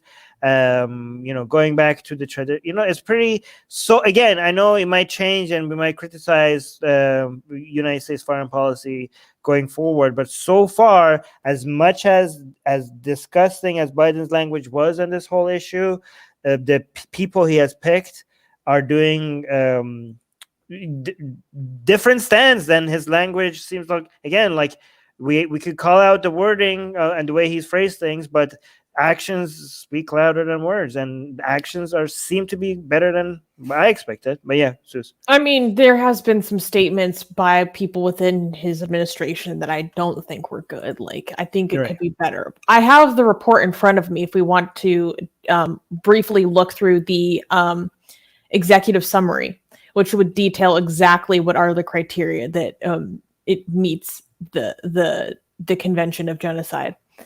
Specifically, intent to destroy. Article 2 of the Genocide Convention requires the intent to destroy. So they've met that standard. High-level statements of intent and general plan. In 2014, China's head of state, President Xi Jinping, launched the People's War on Terror in the Xinjiang Uyghur Autonomous Region, making the areas where Uyghur constitute nearly 90% of the population's the front line. High-level officials followed up with orders to round up everyone who should be rounded up, wipe them out completely, destroy them root and branch, break their lineage, break their roots, break their connections, break their origins, end quote. Officials described Uyghurs with dehumanizing terms and repeatedly likened the mass internment of Uyghurs to eradicating tumors. Then there's also comprehensive policy, pattern of conduct, and repeated destructive acts, such as government-mandated homestays, mass internment, mass birth prevention strategy, forcible transfer of Uyghur children to state-run facilities, eradication of Uyghur identity, community, and domestic life, selective targeting of intellectuals and community leaders. And yes, I'll just keep it at that for right now. And the language. I always bring this up because not letting people speak their language is purposeful way to destroy culture or ethnicity, because a lot of these groups have certain concepts that are related to the language that they use or the words they use to describe that. So once you eradicate that language, you kind of eradicate those ideas amongst people. But I checked this because I wanted to make sure. But when you were talking about Anthony Blinken, I thought that I was right about this, and I checked. So I thought it was his father, but it's actually his stepfather, who is a Holocaust survivor. And he credits him with a lot of his desire to be in public service because his stepfather was with Kennedy. And so I think that, and I don't know, like maybe I'm extrapolating, but he does talk about the effect that this man had on his life and this man's life.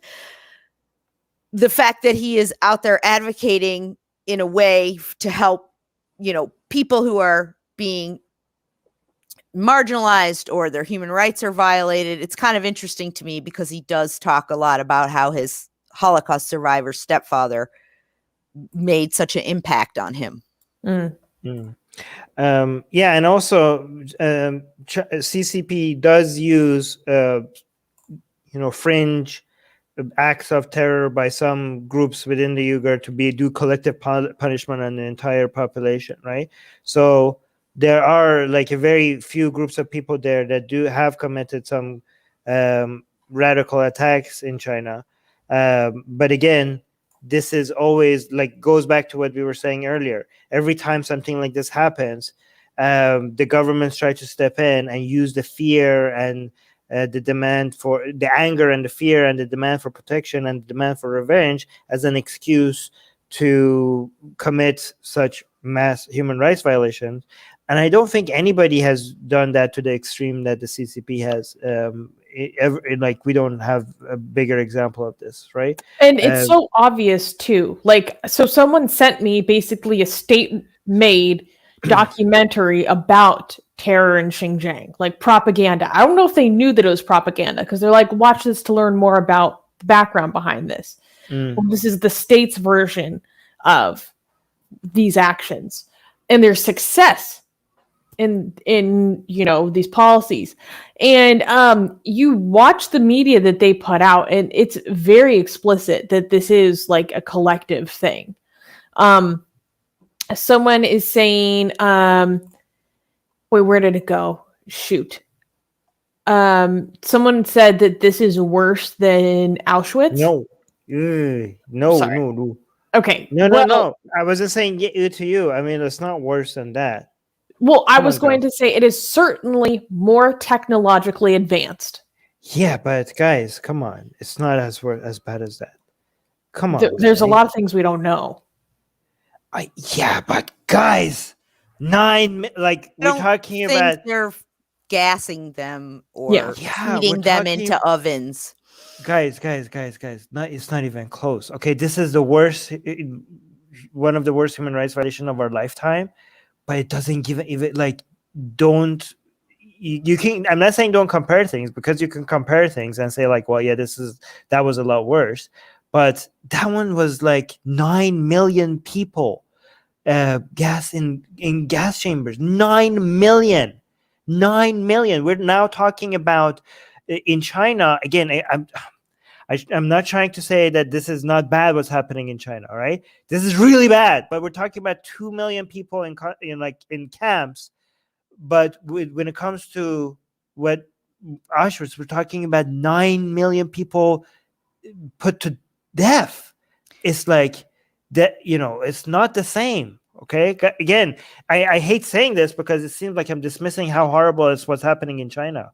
No, you're not. And if you look, I mean, the things that are happening in China are horrific, and they are trying to, merge these people in, to Han society and get rid of their culture, their language, their religious practices.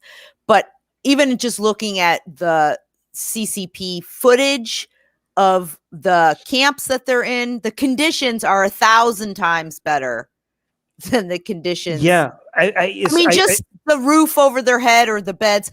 So I hate to do it too. Yeah. But it's also this, it wasn't just Auschwitz. I mean, these were camps spread across massive amounts of countries that, so yeah, it's bad and it should be fought against and you should, condemn it. But I don't think it's necessarily the same fruit. It's not. I agree, and thank you for Toka who said that. Say, I apologize for my. No, it's okay. If you had if you had information that you thought that was correct, and now you think oh, okay, so there's nothing wrong about having the wrong information and then getting the right information, and they'd be like, oh, okay, this is the correct information. It's not insensitive. You're just like informing yourself, right? Anyways, can I clap for the next news? No, it's pretty weird. Next news. Indian marriage invalid as Muslim women didn't convert to Hinduism. Recently, India Today reported that a marriage between an 18-year-old Muslim woman and a 25-year-old Hindu man was ruled invalid by the Punjab and Haryana High Court. The reason behind such a ruling was that the woman did not convert to the Hindu religion prior to the marriage ceremony. The report stated that the couple had approached the Ambala superintendent of police requesting security protection, as their families were against the interfaith marriage and had threatened the couple. Upon receiving no protection from the police, they had to move the case to the High Court. The court declared that the marriage between the couple would not be considered valid, as the woman did not convert to Hinduism. However, the court directed the police to take appropriate action to protect the couple. The court also mentioned that since the petitioner was part of the majority of the population, i.e. from a Hindu family, the couple will be entitled to live together like married partners. Wait, so they wanted the woman. So when Hindu women convert to, I may be misunderstanding. When Hindu women convert to Islam, to marry a Muslim man, that's love jihad, and they condemn that. But when it's the other way around, they're angry that when Muslim women convert to Hinduism to get married, they're like, you didn't do it right. Like they want to make sure that the conversion was correct before the marriage is valid. Convert. She has to convert. That's what I'm saying. That's what I'm saying. So on one side, they're like, you can't convert to Islam, and the other side, like they're like, you have to convert to Hinduism. So like, is that am I understanding you, Ruth? Like, I think you're right. I think that's what they're saying, and they were married in a Hindu ceremony. This is but love jihad. She didn't do the exact conversion, so therefore now they've invalidated their marriage because they are invested in the religiosity of these people. And so if he were Muslim and she were Hindu, if she converted, that would also be a crime. Right? You know, if she converted to Islam, but if she doesn't convert to Hinduism, then the marriage now is invalid. I don't think people understand why my mind is blown, because I don't think people understand the context of this and how hypocritical this is, right? Because so far, when it comes to interfaith marriage out of India, the news so far has been, this is so hypocritical. Like, there has been a campaign of fear-mongering in India about going after, like, oh my God, they're making women convert to Islam to get married to them. And we need, the law needs to come and stop this. Like, women, like, this is like, women can't just convert to Islam and marry like this. They're trying to make those laws in some provinces, some states, like Uttar Pradesh. They're making that illegal. Like, you can't convert to Islam to marry Muslims. The government is getting involved in making those marriages invalid. Now that it's the other way around, when a Muslim woman wants to convert to a Hindu man, the government is also getting involved and is trying to, like, you have to, like, making sure that the woman is converting to Hinduism. Like, this is the love jihad conspiracy that they were looking for, that they're spreading. It's true, but it's the other way around, and it's being enforced from the government. The government is, like, trying to make sure that women are converting to Hinduism. This is Hindu jihad. This is Hindu love jihad enforced by the government. My mind is blown about, like, what? Okay, Sus, I'm going to lose it. This is amazing. I think one thing that needs to be pointed out is I'm just thinking about what this would be like for this couple. So they're being threatened by their family with violence because they had an interfaith marriage. So they go to the police. The police don't help them. So they're like, okay, we'll appeal. We'll go to the higher court. Maybe the court can help us. Instead, the court invalidates their marriage. Amazing. Think about how messed up that is.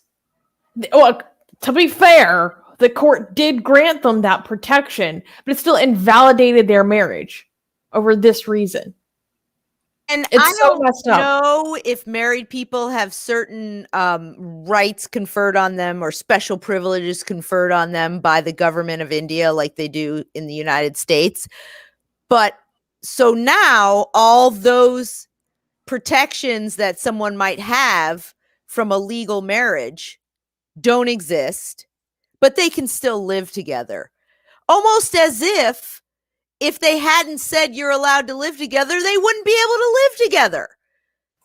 I mean, it's very discriminatory and weird and just long reach of government into people's personal lives.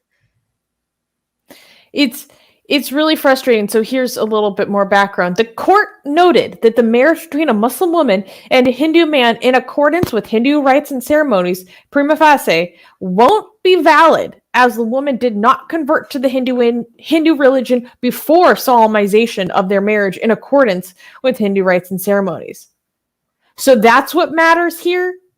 What about the legal marriage? Why do you give a fuck about what the religious rites are? Your religious marriage ceremony should be separate from the civil and legal agreement that you are submitting before the state. Which is what we were talked about last time, is how that when we've been discussing a lot of these marriage issues, is that the government has only recently gotten involved in the idea of marriage at all. Mm-hmm. It used to be not a concern of the government. It was a religious or a cultural or a tribal thing and had nothing to do with the government. That's why I brought up the protections or the rights or the privileges that married couples get that non-married couples don't. So they're going to deny them that legal protection of being married because they didn't Hindu right. How that's good. How high did it go? Did it go, like you said, they appealed to a court? They appealed to the Punjab and Haryana High Court. Or they didn't appeal to it. I don't remember exactly. I've made mistakes when talking about the Indian legal system before. It's freaking confusing, okay? This is not just like a local small little court in a village or something somewhere. This went when this is high up. It's a state court. Yeah, okay. So I just wanted to emphasize that. Toka is saying that this should be called Love Dharma. I like hashtag Love Dharma. I like this. However, the reason why I Hindu love jihad is because they hate it when you compare everything they do to anything Islamic. Yeah. So if you compare what they're doing to Hindu, if you call it Hindu love jihad, it burns them, and that's a good thing. But Susie, you want to say something? Yeah. Ion is asking a very important question, saying, Susanna, did they apply for marriage under the Hindu Marriage Act or the Special Marriage Act? I don't know. I haven't been able to find that information. And my understanding is that the Special Marriage Act is specifically to protect interfaith marriages from cultural and communal backlash, for lack of a better word. So I don't know that. I would just like to point out, Mr. Navabi, could you put that comment back up on the screen, please? Yes. Toka is saying, at Armin Navabi, Rivka is right 100%. Yeah, and Rivka, guess who highlighted that comment? That was me. Your Honor, I would like to present before the court that I am 100% right. Yeah, guys, I every time somebody says something nice about Rivka, I do highlight it because I think she doesn't get enough praise for everything. Katie is answering our question. Punjab and Haryana High Court is the joint high court for the states of Punjab, which is obviously a Sikh majority, and Haryana, which is an Orthodox Hindu majority, and the Union Territory of Chandigarh. Garth, yes. I would also like to point out how much Katie knows of the minutia of how India operates and works and the laws. And I just really want to say that is amazing. And she really needs to be, given some props and respect for. I don't know what we do. Okay, Rivka, I have to correct you. It's not that. Rivka seems to know a lot about so many things. It's insane. I have no idea. No, but like we also mythology, religion. Yeah, it's crazy. Like, I think, every time if we go live and she's not in the live chat, the stream is never as good as. We're like, crap! I need to ask her questions. Live encyclopedia with nuanced information in the live chat that we could tap into every time. Where's Katie? Where is she? Yeah. We're becoming actually very demanding. I'm like, Katie, give us. Where's Katie? Is this correct, Katie? Explain to us. All right. Can I clap for the next news? Nah. And next news. Tunisian LGBT plus activist jailed for 6 months after reporting police harassment. Rania Doni, a 26-year-old Tunisian LGBT human rights activist, was arrested on February 27th and sentenced to 6 months in prison. Fellow activists reported to Reuters that police had increasingly targeted Rania since February, as she was part of a protest against police repression. She was ridiculed for her appearance and sexual orientation when she went to the police station to file a complaint. The police declined to register her complaint and instead imprisoned her after a verbal altercation. Under Article 125 of the Penal Code, Rania can be punished by up to 1 year in prison. She is now in custody in a women's prison in Manouba, west of Tunis. According to her lawyer, the guards at the prison harass and threaten her at night. Dooney was also charged with, quote, causing embarrassment and disruption and, quote, apparent drunkenness. These claims are reportedly unsubstantiated and lacking evidence. Rasha Younes, a LGBT rights researcher at Human Rights Watch, condemned the Tunisian authorities for sending this appalling message to victims of discrimination. I just want to point out that this is a consistent thing I've noticed happens, at least my knowledge of a lot of it's Morocco, but also in the MENA region and other places, that someone is being harassed or threatened. Most of the time it's women or minorities, and they go to the police for help, and oftentimes the police arrest them. Yeah. I mean, this is just this continuous story.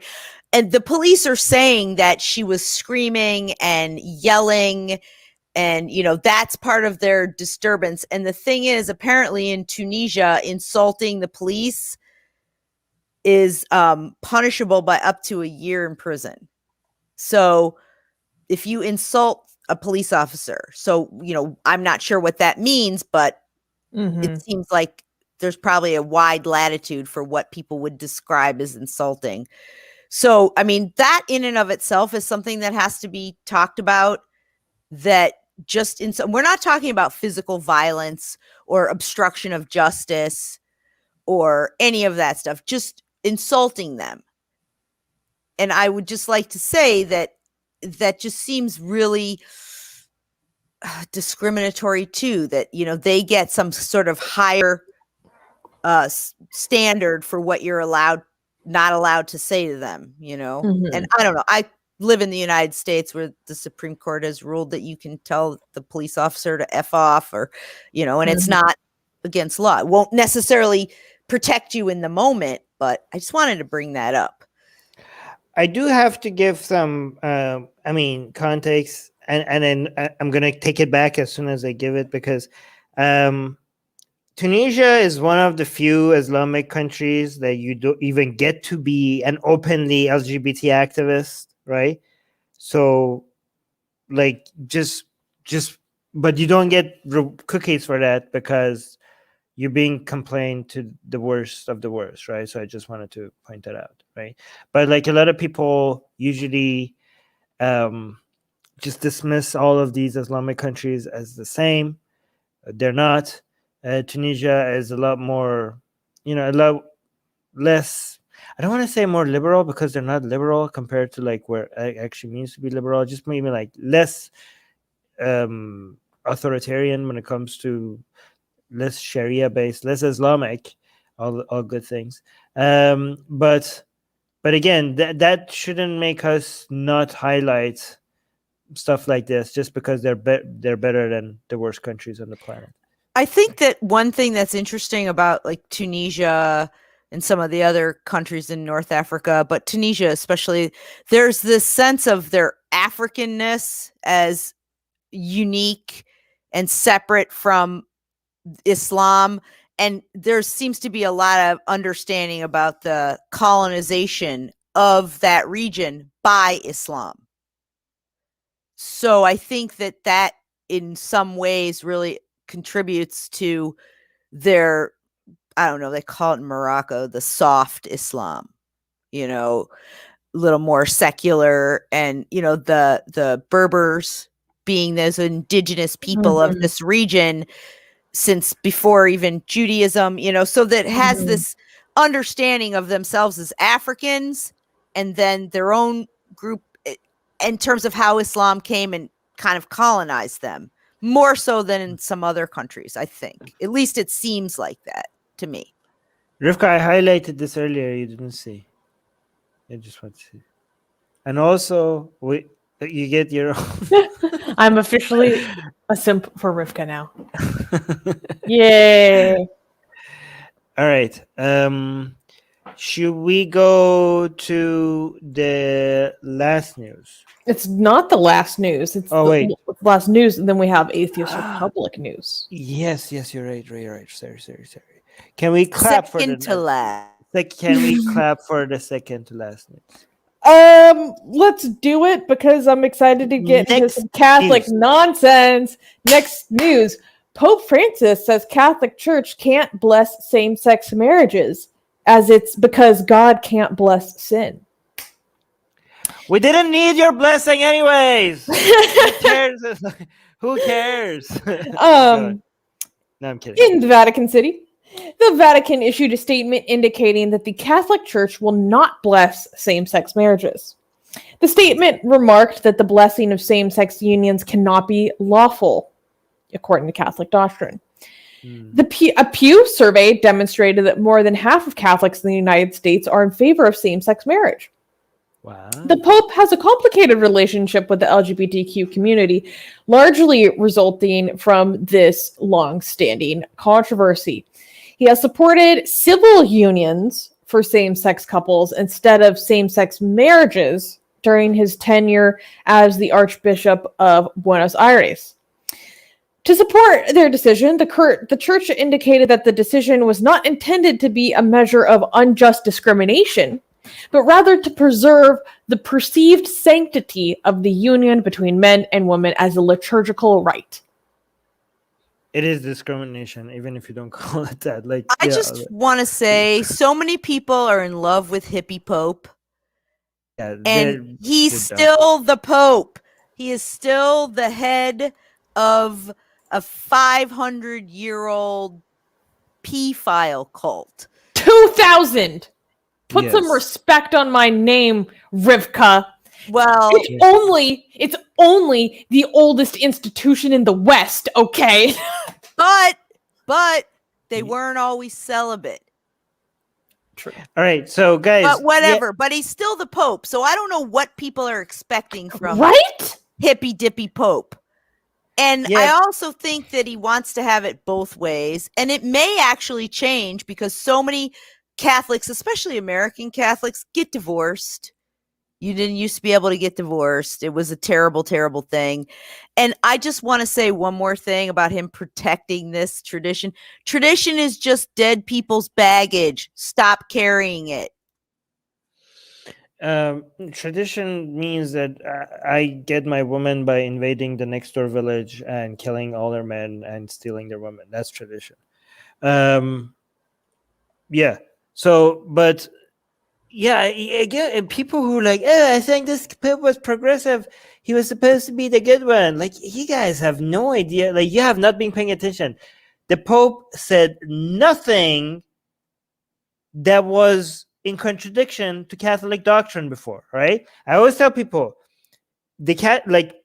since recent history, the Catholic doctrine doesn't change, and the Pope is not challenging that at all. Everything that people say, everything that he said that people thought it was progressive, he was choosing to highlight certain things that didn't go against Catholic doctrine, but it seemed nicer. He cannot deny the parts of the Catholic doctrine. He cannot go and change the foundation of the church. Nothing that he's saying now contradicts what he said before. Like gay marriage, like here's the thing, like when the fact that being gay is a sin, that doesn't mean that gay people are not going to be able to find salvation, I don't know, like through Jesus or whatever, right? So him saying that does not go against the Catholic doctrine, right? So now that he's saying, well, this is still a sin and we can't bless it, people are like, oh, why are you contradicting what you said before? He's not. It's still exactly how it used to be. And people that were hoping that he's going to come and revolutionize the very foundation of what the Catholic Church belief is about, they're like, you're dreaming. What are you talking about? Like, again, so people just be dumb. What did they expect? Like, did they think like the Catholic Church is going to be like, oh yeah, like we've been wrong since forever, and me, just the new ass Pope, is going to come and be like contradict everything about what makes Catholic Church, and everything about Christianity and the foundations of our most cherished values and documents and everything. I'm just going to be like, yeah, all of that was wrong, and I'm going to go against all of that. You guys are talking about the Catholic Church. The entire institution needs to be shut down. The whole thing is ancient. It's useless. Just turn the whole thing into a museum. Arrest all these people for defending crime against children. This whole thing, yeah, shut it down. Like, you don't, the people that had hope, oh my God, this Pope seems like a nice, oh, cute little grandpa. Oh, look at this. We almost forget that you guys spend $1 gazillion in protecting people who molest children. You're so cute. It almost makes us forget. It reminds me of Hippie Pope. Hippie Pope. Yeah, like, yeah. No. When did it come? Well, go on. It really frustrates me when people expect differently. Like, it's insane if you think that he can just throw out like the catechism of the Catholic Church and canon law. Like, that's not how any of this works. Pope. He's the Pope. That's the whole point. And that's why he said, like I mentioned in the blurb, was that he supported civil unions. Okay, so that's about as progressive as it gets, saying, okay, well, maybe if this is a state agreement, and that's a civil union, that's not a marriage. Okay. And it's really funny. So I have a secret Instagram account where I follow a bunch of traditional Catholics. And the commentary is fascinating. Like they like trad Catholics, they have a lot of resentment towards these more progressive Catholics in America who are okay with this kind of thing. Like, they basically were making fun of them with memes, saying like, oh, because this statement was issued, you guys just want to throw away this Pope that you liked so much, right? You just want to throw him away. Like, why don't you just throw away the catechism? Blah blah blah. And the thing is, like, okay, yeah, maybe more than half of Catholics in the United States are in favor of same-sex marriage, but there's like 1 billion Catholics around the world, right? Like, just what's in America does not dictate the opinion of the Catholic Church or the culture of the Catholic Church. In fact, by definition, it is an authoritarian structure. Just the clergy have very little say, if any say, in the goings on of what is and is not law. Yeah, your mic is cutting in and out, but that's okay. So I want to piggyback on the point you said about him being in favor of civil unions, which is a secular state. union. Again, this exactly conforms with traditional Catholic thought, and again goes back to the point that I was making, and he's illustrating that about how marriage wasn't, the government and the church and marriage, they were separate things. Marriage was for the church, the government was other things. But now that the government's involved in marriage, it's still separate. There's government marriage, which doesn't have to, or civil union, government civil union, which doesn't have to adhere to these doctrines. And then there's marriage within the solemnized by the Catholic Church, and that's a separate thing. Yeah, I think civil and legal marriage is actually like a secular achievement. Right. I do have to address this. Somebody's challenging me. Razam saying, Armin Navabi, well, isn't that in your favor? You say Islam should die and not be reformed. Wouldn't this be applied to Christianity? It shouldn't be reformed Christianity. Yeah. Guys, I say this about every religion. You guys know me. You guys don't know that? What, do you guys think I think only Islam needs to end? No, every single one of them. Have I not been clear on that? You guys? Okay. All right. Yes, every single one of them. Every single one of them. Even the nice, peaceful, lovey-dovey. No. Not only just religion, all untrue ideology. He's coming for the Jains, yo. Yes, even Jains. Every single one of them. Every single one of them. When Armin reviewed Jainism, he changed his mind and said that Jainism was the worst just because of how much they hate sex. He's like, even Islam likes sex more than this. This is terrible. This is terrible. Yeah, people were telling me, like, I mean, maybe Islam is violent and all. That's why I get it why you're anti-Islam. But what about Jainism? I mean, we reviewed Jainism. I'm like, you know what? I officially hate Jainism more than Islam. How about that? All right. Yeah, go just guys. Have a burger. Yes. They need just have a burger. Go watch our review on Jainism. Search for Atheist Republic Jainism. All right. So, last news. Last news, big claps. Last news. Why is last news cutting in and out for the last news? Okay, it's fine. It's fine. Well, yeah, let's do one more time. Last news. News. Okay, so guys, Atheist Day, which is March 23rd, 2021, is quickly approaching. This day on the 23rd. We can hear that, Armin. So yeah, that's exciting. We're going to talk about what you should do on Atheist Day and how we're going to celebrate and what it means and how you can join. So wait, what are you showing us? That's Zara K. Now it's muted. Well, it's supposed to be muted. This is from Atheist Day last year. With Zara K with the logo, with the Atheist Day logo. Yes. Yes. So, and this is me, Atheist Day in 2019. In Jerusalem. Yes. Do you have more pictures? Here, I'll have more pictures. Go on. You keep talking. I'll show you some. Armin and I missed each other by just a very short period of time in Jerusalem. I was there almost at the same time. Yeah, but let's focus it on Atheist Day. So, guys, Atheist Day is, well, there's many purposes to Atheist Day.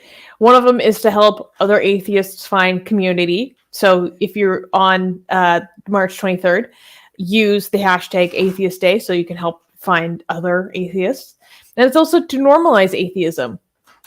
So it's on this day that we recognize the struggle of atheists to live authentic lives in many parts of the world, the fight to openly affirm one's atheism, and the fear of intolerant governments, mobs, and religious zealots.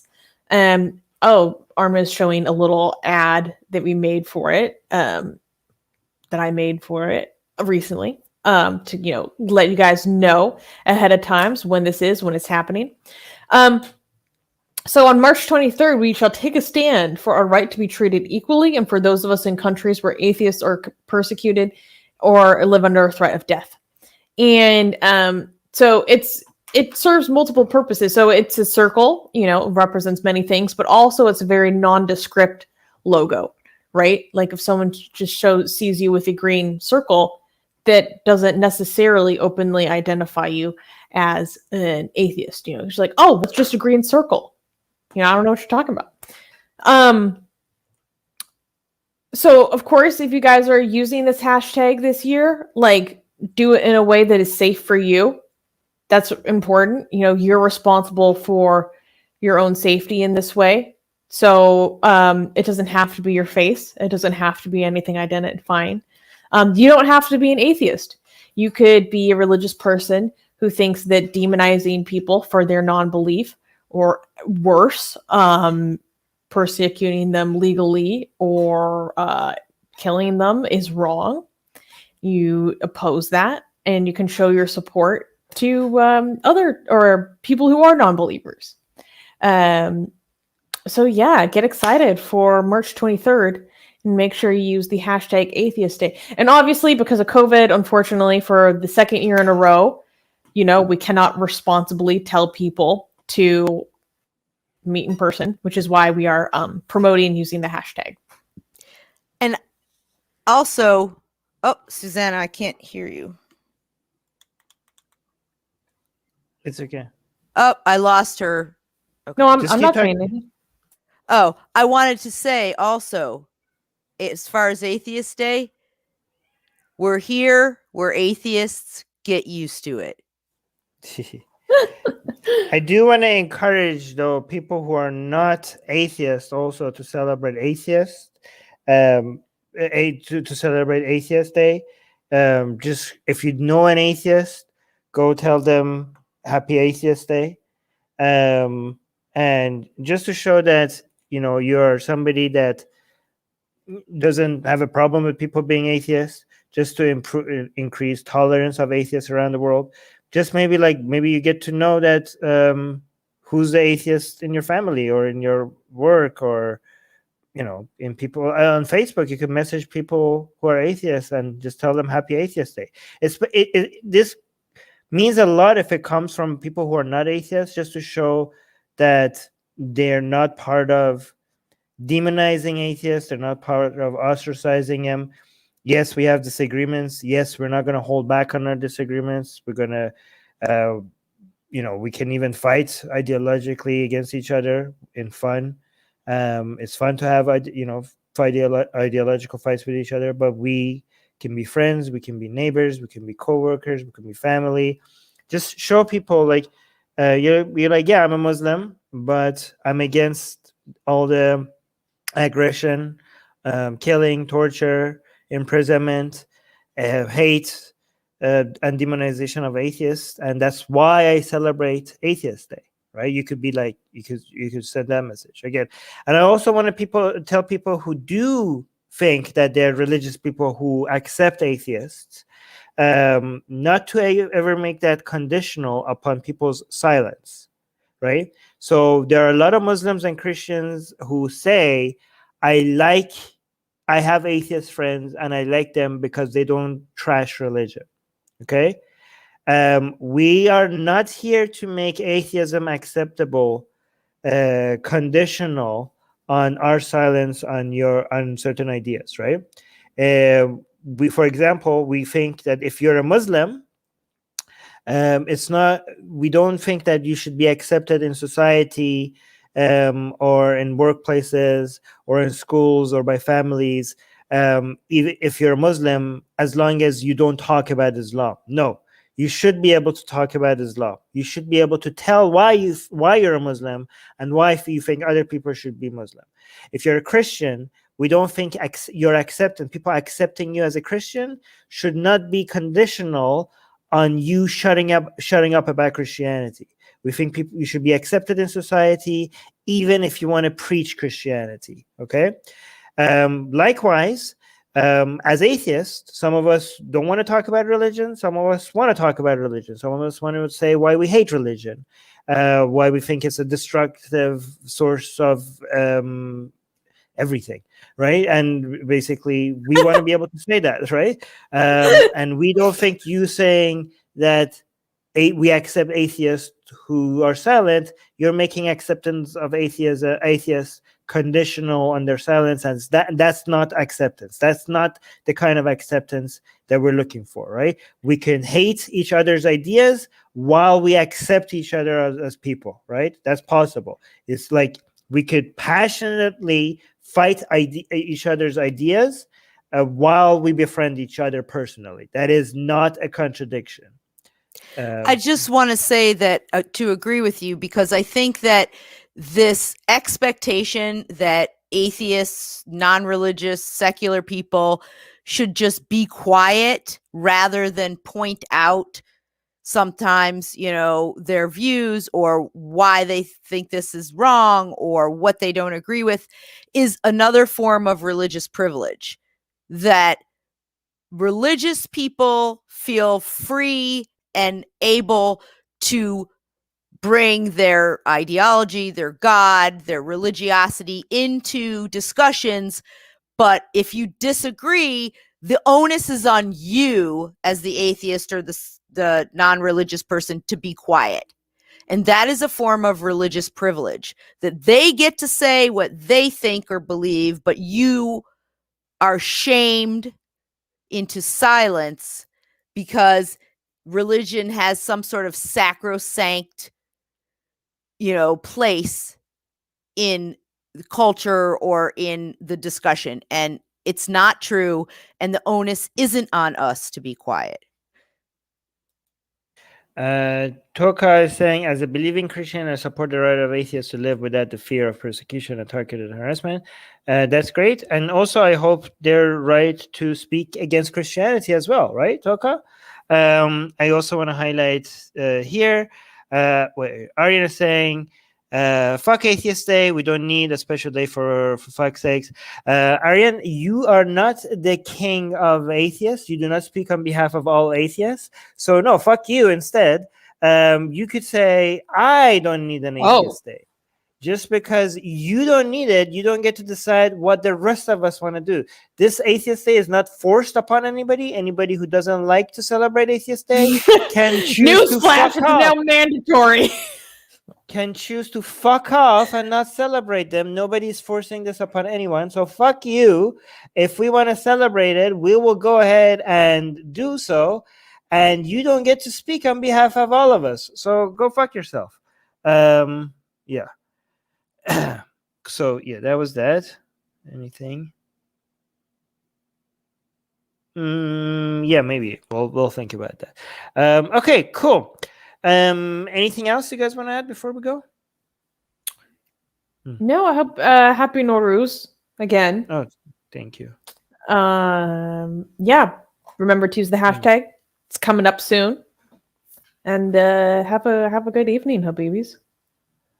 And also happy Atheist Day in advance. Yeah. Happy Atheist Day. Spread the word. Shalom, shalom. Yalla bye. Bye.